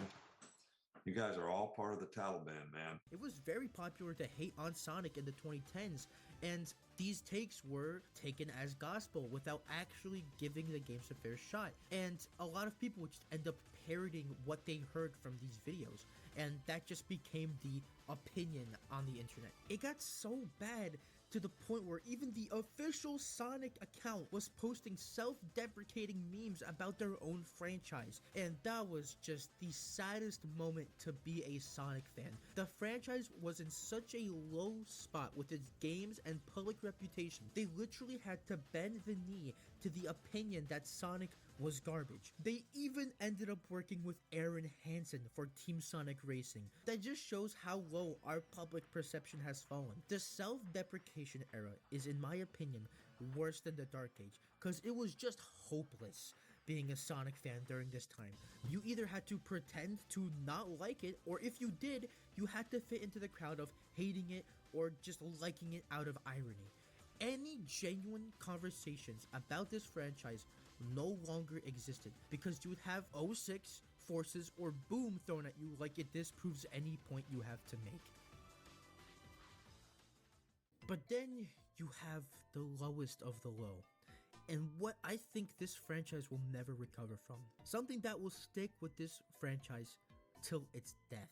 Its unique fan base. Obviously, not every Sonic fan is a bad apple, it's just a small minority. But that small minority is very loud and have some of the worst apples of the bunch. It has gotten to the point where the word Sonic fan has become a slur. Not really, but just stick with me for a sec. Something that's become almost a stereotype of a Sonic fan was that every Sonic fan had a Sonic OC or original character. Like, there was a whole joke where if you search up your first name followed by the Hedgehog, you will find an OC that exists with your name. And usually they have some weird look or just whatever, an odd look. And again, this has become a stereotype that hasn't gone away. Like, anytime I try to talk about Sonic to my brother, he just defaults to, and I quote, "It doesn't matter, Sonic fans are weird, they make weird art and shit." That is a real quote, by the way. Now, I am going to have to talk about somebody that I don't take any pleasure in even mentioning, because I think it's better for this person to just fade into obscurity, but somehow they keep finding a way back into the limelight, and the damage they have done to the Sonic fanbase and its reputation is catastrophic. I am, of course, talking about Chris Chan, the most documented person on the internet. They have done some really weird shit, like that whole PlayStation account situation, Liquid Chris, and his countless rants, and has also done some really horrible shit, like have an incestual relationship with their mother who has Alzheimer's. And that's just barely scratching the surface, but trust me, there are countless videos talking about Chris if you're interested. But something that was well known about Chris was that they were a Sonic fan, and most famously known for creating the original character Sonic Chu. And I mean, what more do I gotta say? They have done so much damage to the perception of Sonic fans overall that to some people, if you just bring up Sonic, Chris Chan will be the first thing that they bring up. Having a stain like that on your franchise, like, how do you even come back from that? But moving into the present day, Sonic fans on the internet have kind of just become a laughing stock. Sonic fans can't even be confident in their own series because it'll be seen as being too boastful or cocky, because God forbid we have faith in our own series to be good. Like, you can't even be confident in your own fan base anymore or franchise without being dunked on because, oh, it's Sonic, something bad will eventually happen. Even outside of the internet, to this day, and it's so sad that I have to either hide the fact that I'm a Sonic fan to people, or to people who I did tell, I kind of regret telling them I'm a Sonic fan, because for so long you can't be seen as a Sonic fan and be normal. And that goes for the whole fandom, even though the Sonic fandom at its best is the most creative bunch of people I know, but unfortunately, we are stuck with a label because of a few rotten folk.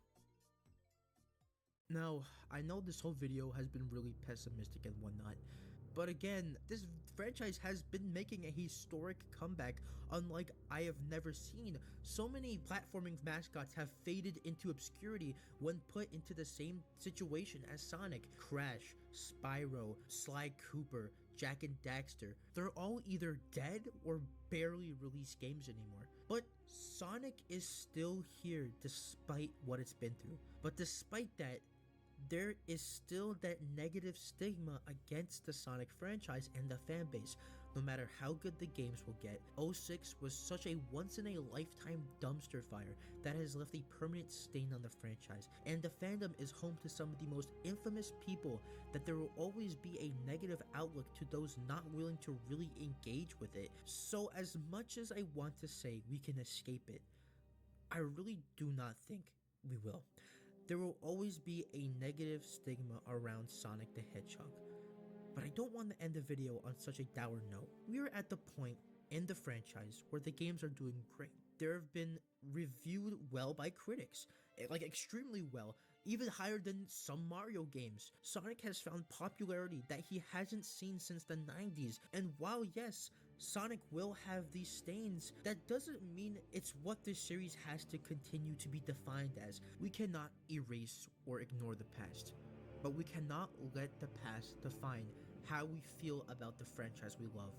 All we can do is be happy and be successful despite our shortcomings. Because so what if we had an 06, or if someone thinks you're a bit weird? Don't let that take away the good that we have now and the enjoyment that you have. We cannot be sorry anymore. We can only be better.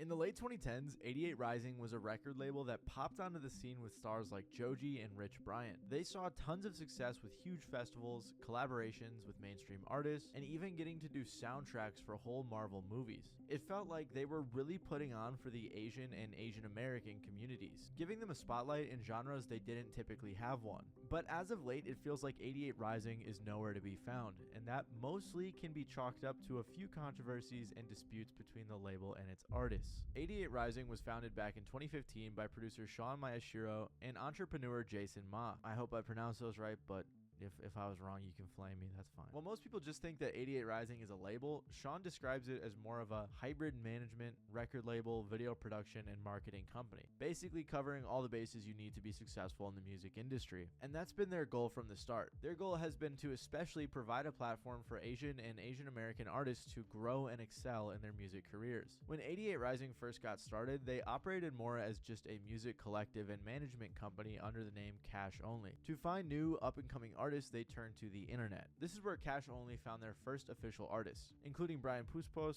Dumbfounded, Josh Pan, and more. Sean described the collective's goal saying he was trying to represent for not only Asian immigrants, but for all immigrants. A few months later, Dumbfounded showed Sean the music video of Keith Ape's single Itji Ma, and after watching it, Sean decided to sign Keith and connected him with Dumbfounded on a remix of Itji Ma, also featuring A$AP Ferg, Father, and Waka Flocka Flame. The remix's music video debuted on Complex and marked a significant milestone for the collective. And Keith Ape was one of my favorite artists from this label. Even after his collabs with artists like X and Ski, I feel like his music was pretty fire. He had like that underground sound and he was dope. At this point, Sean was still living in student housing with his wife and taking meetings out of his car. In an interview, he said, I was about to say it was fire. It wasn't fire. It was what it was. We didn't know what the fuck it was going to be. Early in 2016, Brian Emanuel, under the name Rich, dropped a video for his song Dat Stick, which went pretty viral for a few reasons. The video featured Brian in a pink polo and a Reebok fanny pack with others in his group toting handguns. The song is undeniably catchy, but Brian not only references killing cops, he also drops the N-word, which he later apologized for and also changed his rap name to Rich Brian.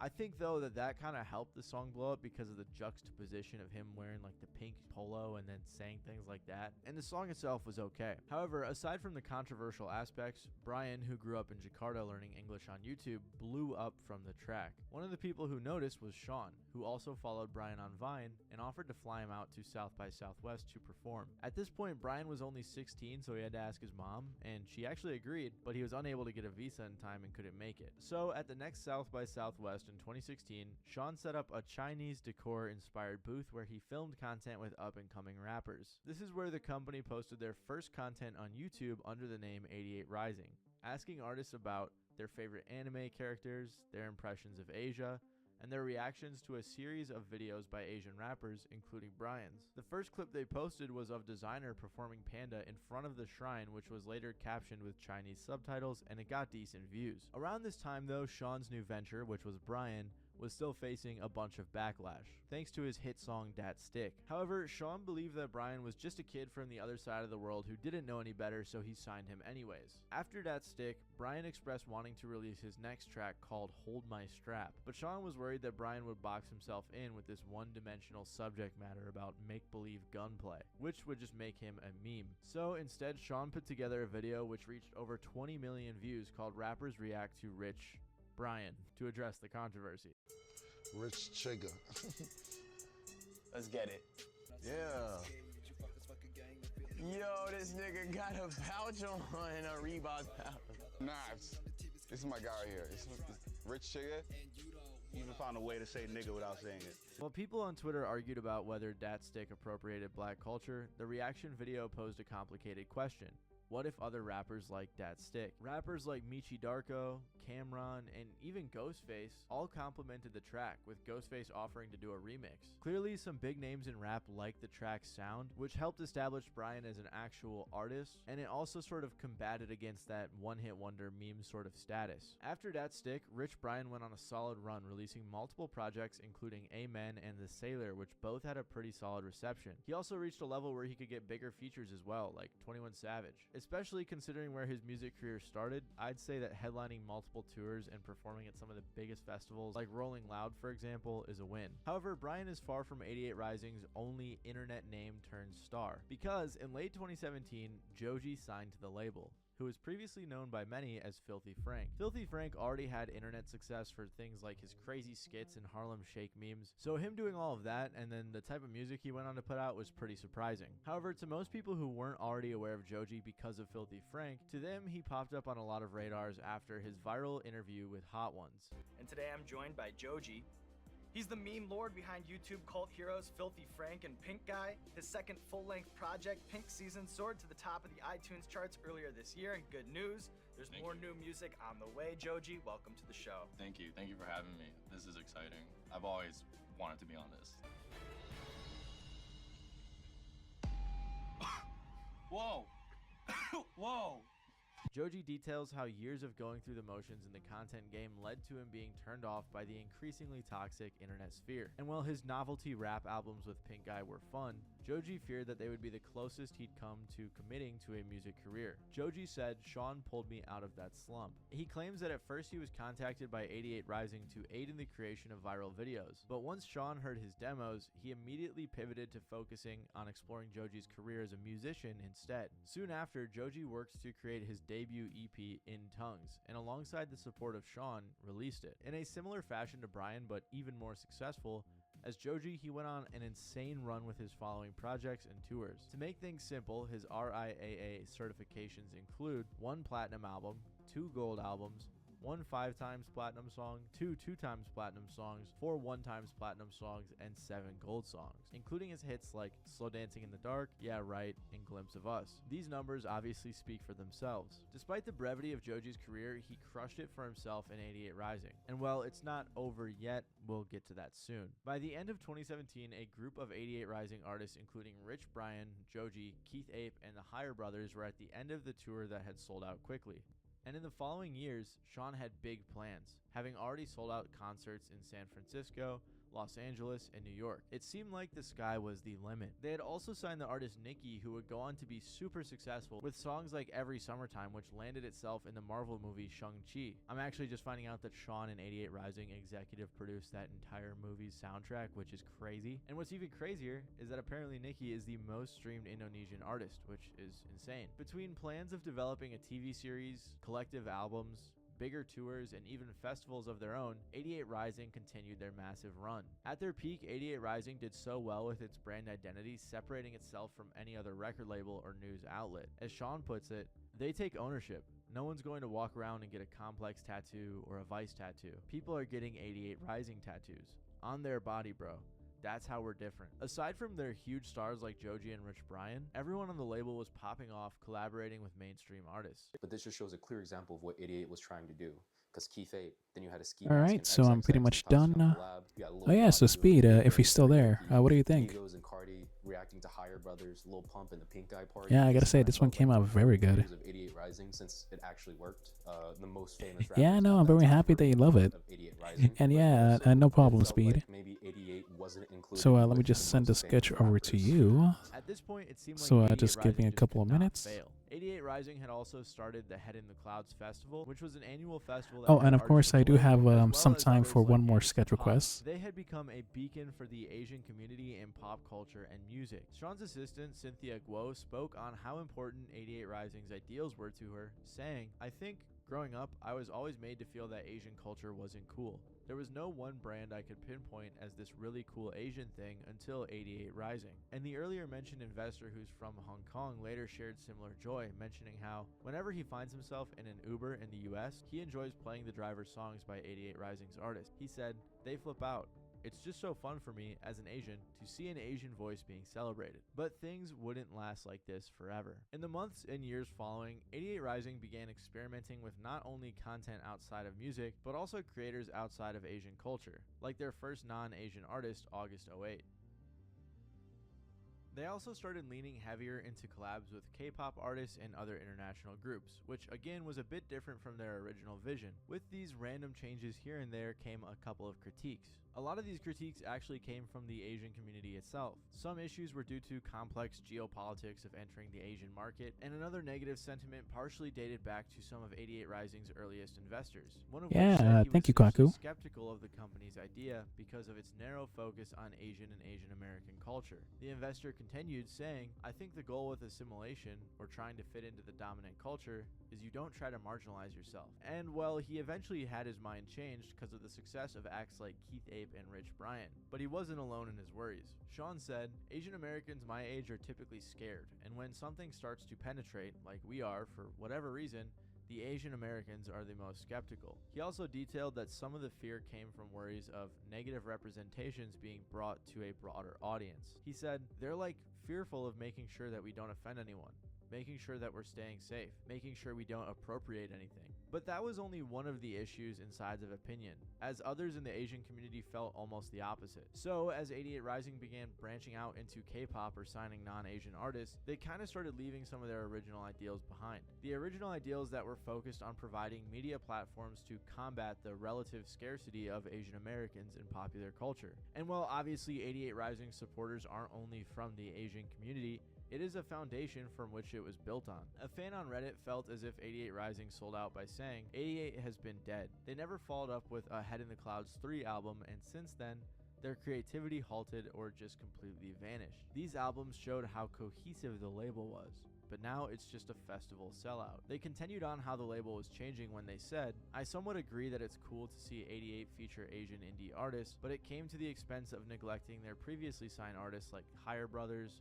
August 08, Keith Ape, and Dumbfounded. If you were a fan in the beginning, you would see that their YouTube content featured lots of expression that highlighted many of these signed artists. Nowadays, you rarely ever see, if any, content." An example is like what happened with the Joji situation, where he has at this point gone almost completely silent on social media, with some fans theorizing that he chose to leave music because of complications with his label 88 Rising. One of their other biggest artists, Rich Brian, took a 6-year break from releasing music as well, only recently dropping his third album titled Where's My Head. So clearly it isn't too good for the label when two of their biggest artists are taking these massive breaks. A Reddit user said, "They're spread too thin now with too many artists in my opinion, and the Joji, Brian, Nicki trio that built the brand isn't nearly as prominent anymore. Joji's completely off social media, Brian hasn't made anything notable post The Sailor, and Nicki's the only one that's still alive. At this point, I see it as a collection of artists rather than a single unified brand, which is really sad because I really do miss that 2018 Head in the Clouds summer." In 2021, 88 Rising also had some pretty tough hits at a considerably fragile point in their history. The biggest one that you might remember is the Yellow Square incident. After a shooting that took place in Atlanta where 6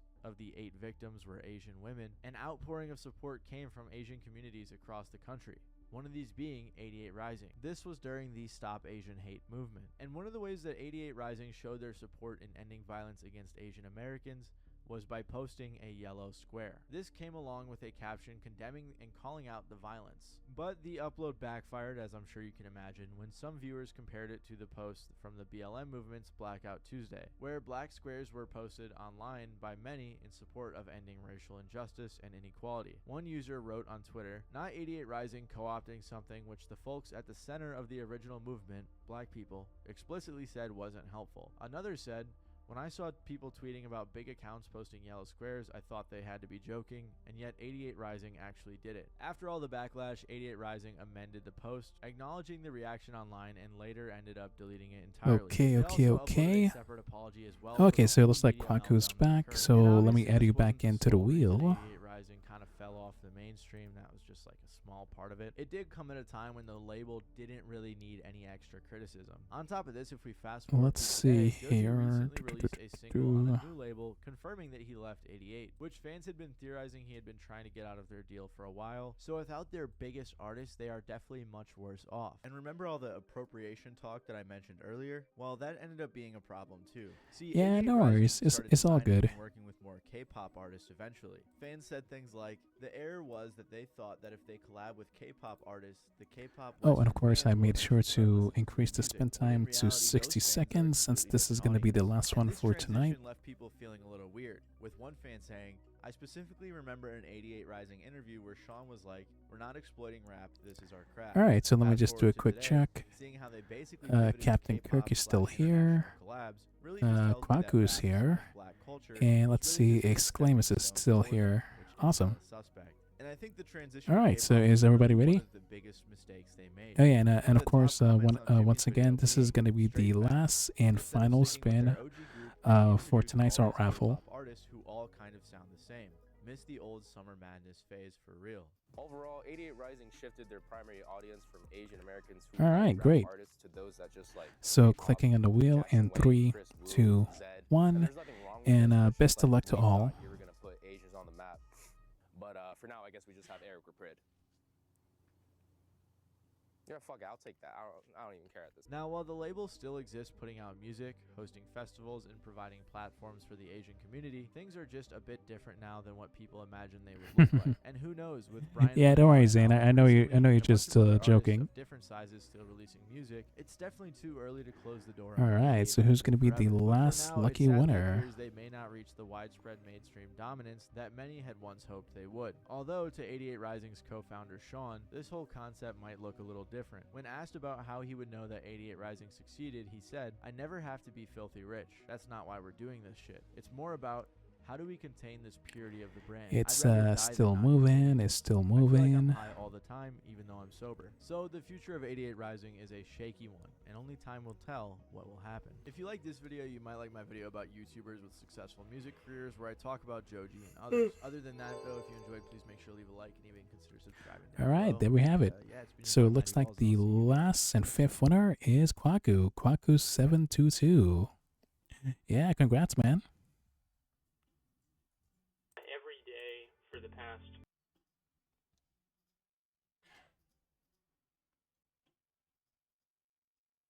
Right now I'm just searching for a different video to play.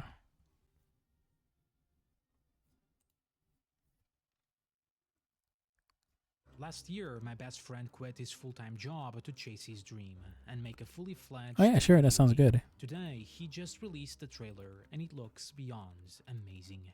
That post was from November 2015. Team Cherry had just dropped the Ferocious Foes trailer. Within days, it reached the front page of Reddit Gaming, pulling thousands of upvotes and carrying the project well beyond its small Kickstarter community. Less than a year later, the trailer had climbed towards 1 million views. And just 1 year after that, Team Cherry would release one of the most beloved indie games of all time, Hollow Knight. But their story doesn't truly begin here, because this isn't a tale of overnight success. It's the story of two unknown developers chasing a dream and a failed game jam.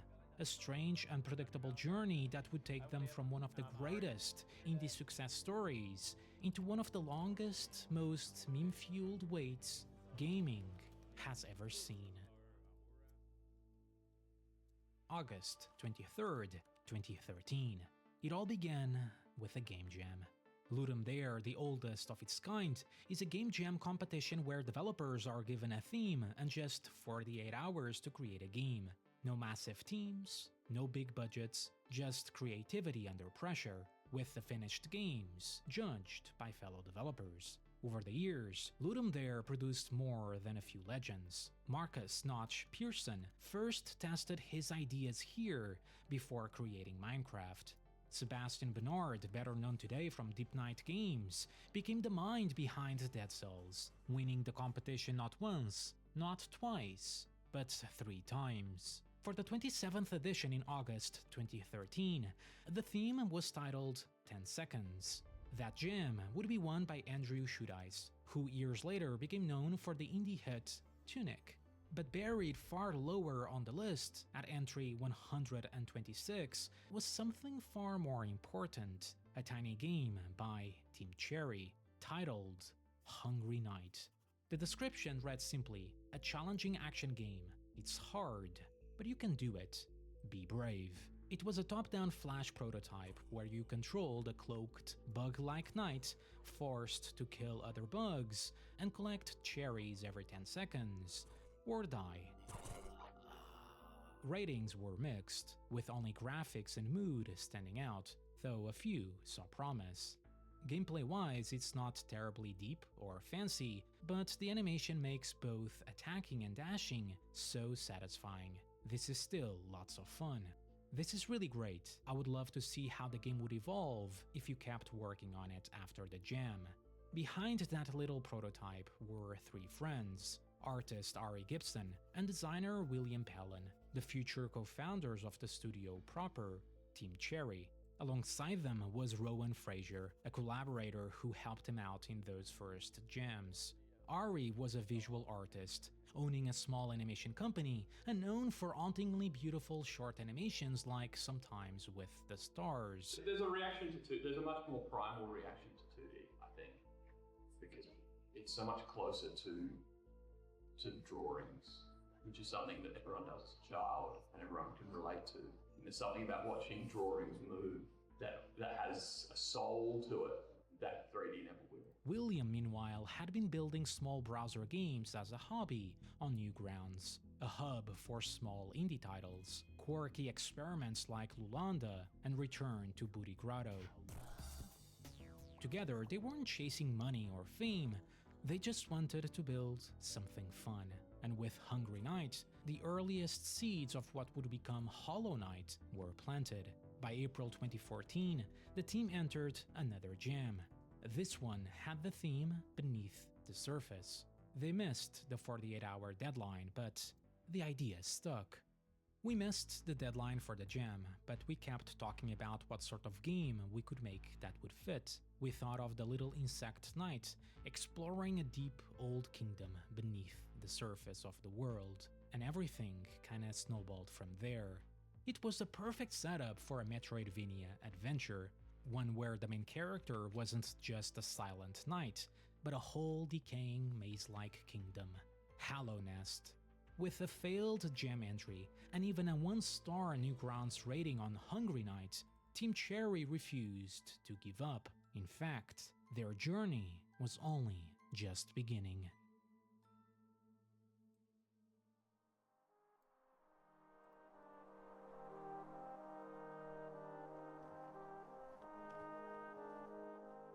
On November 15, 2014, Team Cherry finally revealed their dream project to the world. A 36-second teaser, a simple description. What will you find in the dark? Power, wealth, glory, all waits below. Hollow Knight is due to be released mid-2015. It was ambitious, maybe too ambitious. But the teaser already looks like a natural evolution of their Hungry Night prototype, only now it was deeper, darker, with characters, exploration, and the promise of an entire world beneath the surface. Just days later, on November 19, Team Cherry launched their Kickstarter campaign, setting a modest goal of 35,000 Australian dollars. The pitch, straightforward and to the point. A challenging, beautiful, and mysterious 2D adventure through a surreal world of insects, and heroes. At this stage, what Team Cherry had was a proof of concept, a solid foundation, but they needed time, funding, and a community willing to believe them. And they weren't alone. By 2014, the indie scene was exploding. Gaming Kickstarter was still riding high on the momentum of Shovel Knight, Hyper Light Drifter, and countless others. Small teams and solo devs were everywhere, each hoping to fund their passion project into a functional game. And alongside this crowdfunding boom, 2D platforming and action games were having their own revival. Fez, Mark of the Ninja, Guacamelee, Super Meat Boy, and others had proven that 2D games and Metroidvanias were back in fashion. And while Kickstarter was full of bold promises and more than a few scams, Hollow Knight immediately stood out. The art style directly scanned from Ari Gibson's hand-drawn sketches gave the game a haunting storybook look. Gamers were in. I'm doing my part. I'm doing my part. Within 24 hours, the project had already secured 10% of its funding. 2 days later, Hollow Knight was live on Steam Greenlight, the now defunct platform where fans could vote on which indie games deserved a spot on Steam. And by November 21, it had been chosen as the Kickstarter staff pick, driving even more momentum. Stretch goals pushed the campaign up to $85,000, promising everything from boss expansions to 2 new playable characters, Hornet and Zode. But success wasn't guaranteed. With only 4 days left, Hollow Knight was still short of its target. Failure seemed imminent, yet so close to funding. Alright, cool. So this is just a little like a optional mini-boss partway through the game, so don't even necessarily have to encounter it. And we've reduced his health a little bit now, so because of our failures on previous attempts. But hope wasn't lost. Arian Williams' transparency and authenticity pulled more people in as the campaign neared its final days, even releasing videos of themselves showcasing gameplay in Hollow Knight's earliest area, the Forgotten Crossroads. These early builds were rough, clunky, and held together in Stencil, a very basic 2D engine, and yet you could see the potential. Those familiar with Hollow Knight today would notice peculiar details. Only 3 lives, no healing system, and Ari Gibson dying over and over again on camera. But beneath all of that, the core ideas were already there. The movement, the unrelenting difficulty, and of course, the atmosphere that would one day define the series. As Palin would explain, their initial goal was simple. We wanted players to feel totally in control of their character at all times, so our model for movement was the Mega Man and Mega Man X series. Any hit they take or mistake they make could have been avoided right up until the last second. It's a principle we tried to roll out through the rest of the game. It wasn't even polished, but it was enough to prove what 3 developers were capable of. Oh no! That's right, look, Speaking of repeat you just failures. play on... Alright, don't apologize, just play. Alright, here we go. And it worked. By the end of the campaign, Hollow Knight had raised $57,000 from 2,158 backers. A success, but in hindsight, quite a small sum when compared to similar projects such as Shovel Knight or Hyper Light Drifter in the hundreds of thousands of dollars. But many stretch goals were met, including the second playable character, Hornet, and even a Wii U port. For Ari and William, this was especially meaningful. The Wii U wasn't just another platform, it was the spiritual home of the Nintendo games that were inspiring Hollow Knight. Back Xanadu or Far Xanadu and like Zelda 2. A lot of old NES games that because the core of Hollow Knight is kind of like simply controlled, like a really simple core, but just like, and then builds up on. Stuff like maybe Mega Man for the controls, and then obviously stuff like, Metroid, Castlevania, maybe a bit of Dark Souls in there as well. Yeah, that type of stuff, we've stolen a lot of ideas. With that success, the scope of the game grew massively. Despite its simplicity, development shifted over from Stencil to Unity Engine. Give you a few nice easy bugs to smash out with your sword. as well as some bits and pieces to play with, like all these sort of breakable terrain and grass that we've added in using the new engine. Early collaborator and artist Rohan Fraser stepped away, leaving Ari and William to carry the vision forward.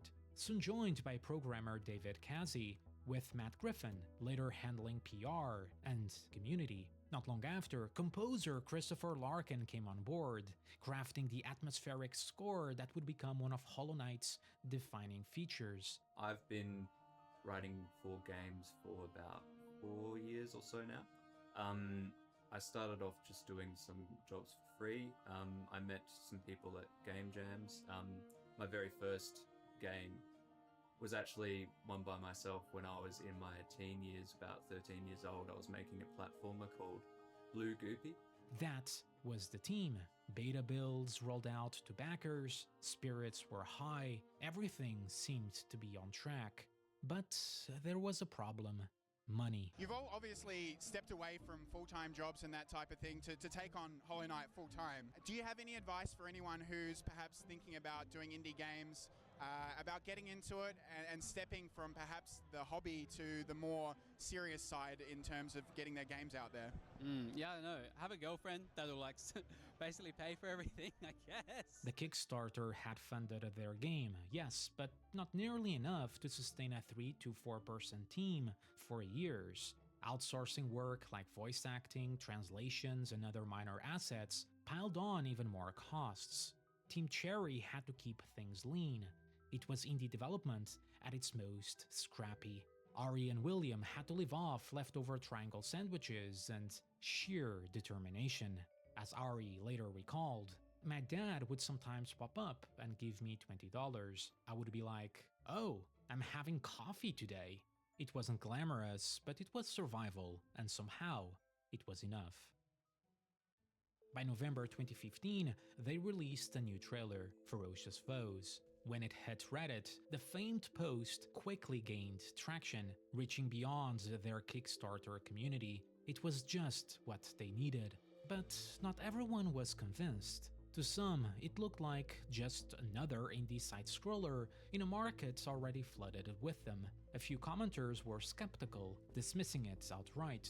But compared to the earliest prototypes, the game had transformed. It was faster, smoother, and far more atmospheric, showing just how much Hollow Knight had evolved in only a year.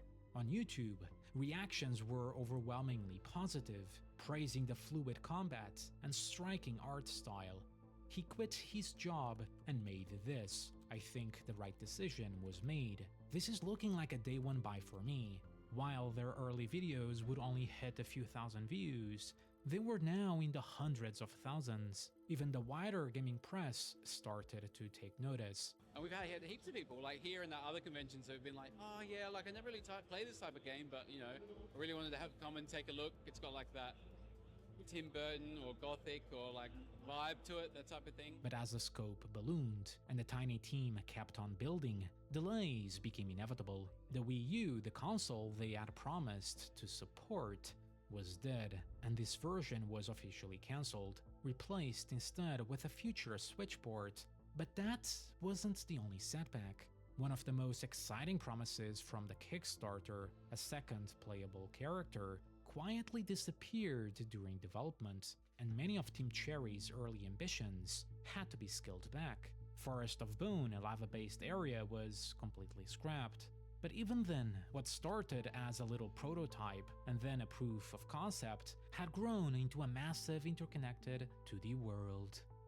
February 24th, 2017, the date was set for release. Ari's art, once just rough sketches and dim caverns of stone and fossils, had transformed into a living, breathing canvas. Every frame, character, set piece, designed with intent. What began as a small browser Flash project from a weekend jam had become something far greater, a piece of art that would soon capture millions and cement itself as one of the most beloved indie success stories of all time. Hollow Knight is a fantastic experience and a contender to be my favorite game of the year. I think that I can say without a doubt that Hollow Knight has secured the spot of my favorite Metroidvania title ever. It's a mysterious, depressing, dark game with hope, beauty, heartbreak, and majesty to it all the same. It has times that make you sad, times that make you think, and it just so happens to be an incredibly fun game, too. Hollow Knight didn't reinvent the wheel, it stitched together the best ideas of the classics into something greater.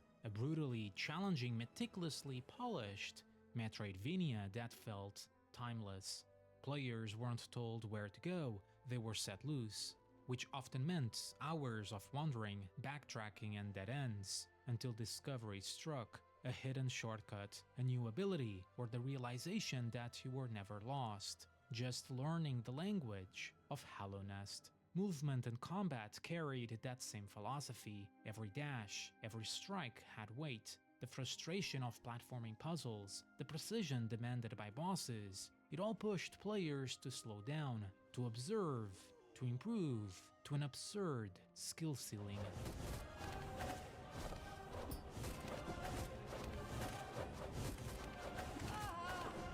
Holy shit.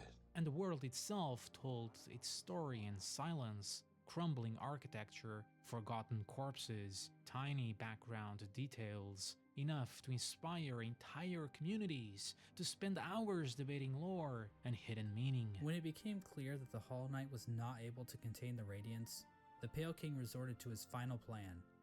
He fucked off. It was a game that trusted its players, one that struck a near-perfect balance between risk and reward, teaching not through tutorials, but through failure, patterns, and quiet cues. And that was the essence of Hollow Knight. Game design at its purest. Show, don't tell. Feel, don't explain. Touches that elevated it from a great game into a masterpiece. But there was something else that aided in Hollow Knight's popularity. Many of its mechanics, the exploration of its labyrinthine world and oppressive atmosphere, immediately drew comparisons to Dark Souls, gaining a reputation as a 2D Dark Souls, although not directly inspired by it, despite some conflicting statements. Maybe a bit of Dark Souls in there as well. It tapped into the same inspirations, the classic Metroidvanias, cryptic storytelling, and demanding challenges through show but not tell. At a time when Souls-like was exploding in popularity, those comparisons only fueled its momentum. Soon, it became one of those games people wouldn't stop recommending, a cult hit that turned into a phenomenon through sheer word of mouth. Within months, Hollow Knight sold over 500,000 copies. By July 2018, after the Switch release, it had climbed past 1.2 million. By 2019, it was sitting at 2.8 million copies sold. And it wasn't just the sales. For only $15, Hollow Knight offered 20+ hours of polished, handcrafted content, underpriced even by indie standards. I don't think we could think about charging more for it because it didn't cost us that much to make.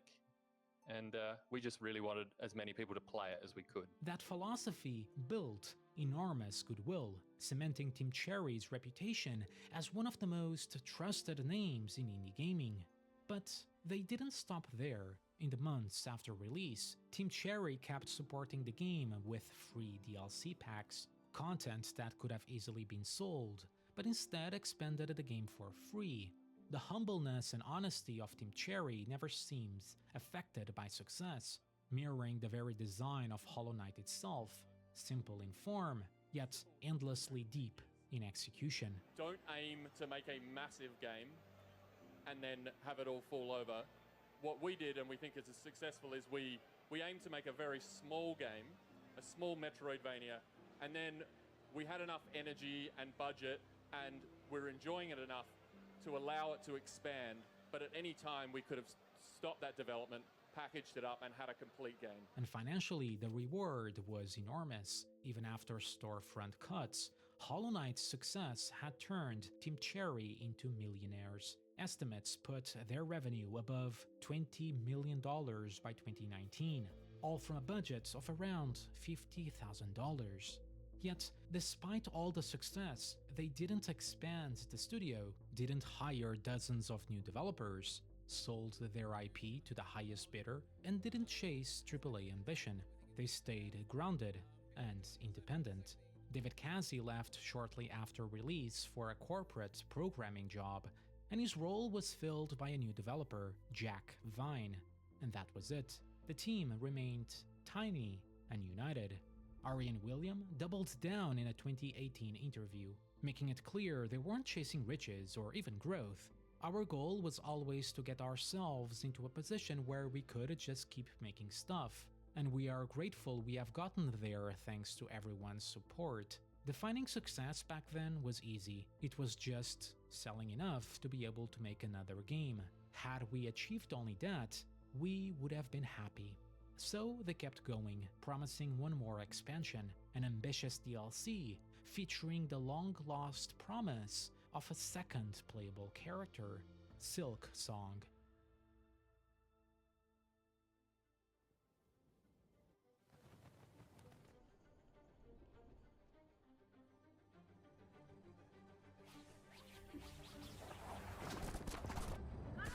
February 14, 2019, Team Cherry unveils Hollow Knight Silk Song. Fans had been expecting a DLC, instead they got a full-blown sequel. Hornet finally playable, a brand new kingdom, Fairloom, over 150 new enemies, a faster, more agile combat system, and in an unheard move, Kickstarter backers would get the sequel for free, despite not being crowdfunded at all. The goodwill couldn't have been higher, the excitement couldn't be bigger.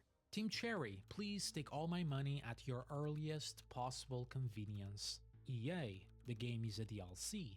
Team Cherry, the DLC is a new game.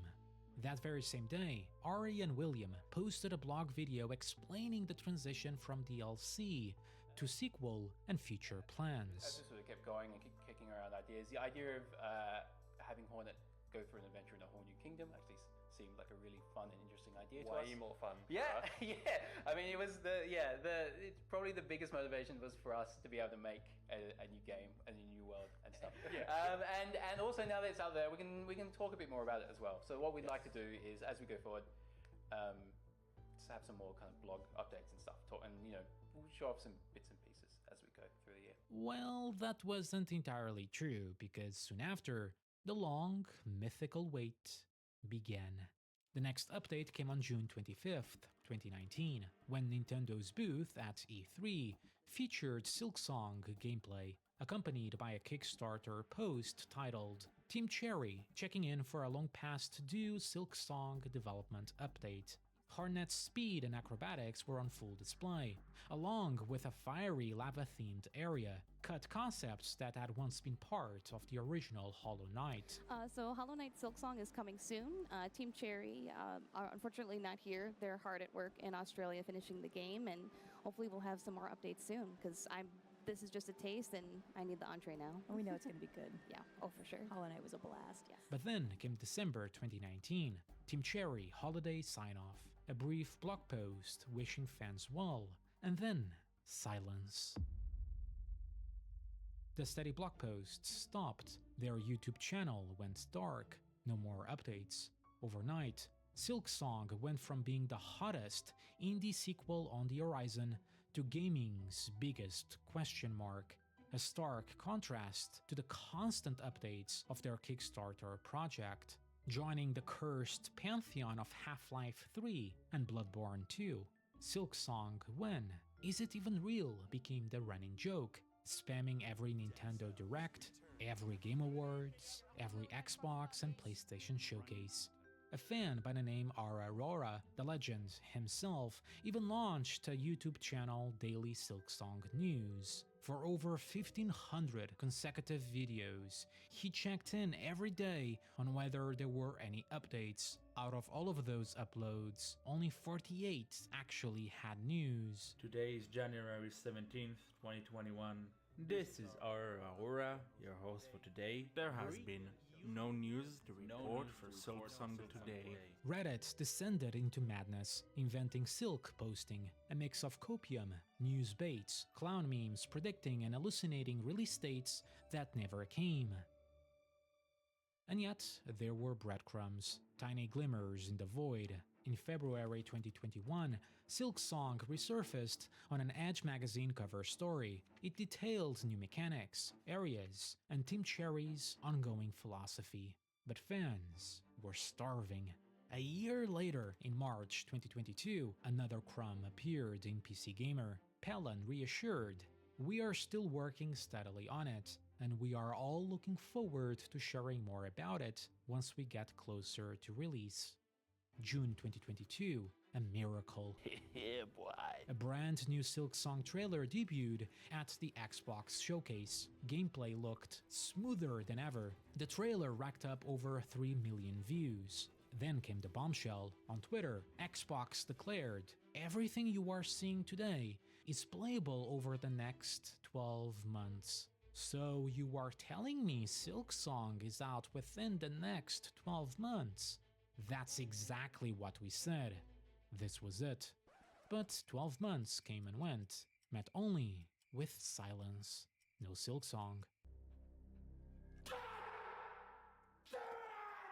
In May 2023, Team Cherry finally broke the ice. PR manager Matt Griffin clarified Alright, so on I Twitter, think I'm "We done. had plans to Oh yeah, release the Sakwaku, first half if you're of still there, what do you 2023, think? but development is still continuing. We are excited by how much the game is shaping up, and it's gotten quite big, so we want to take the time to make the game as good as we can, and those dreaded words. Expect more details from us once we get closer to release."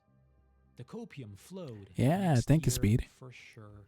February Yeah, this 2024, sketch of Daisy came out Valentine's very Day, good. Matt popped into Discord with a tiny update. Happy Valentine's Day, everyone. In case you are wondering, we are still hard at work on the game.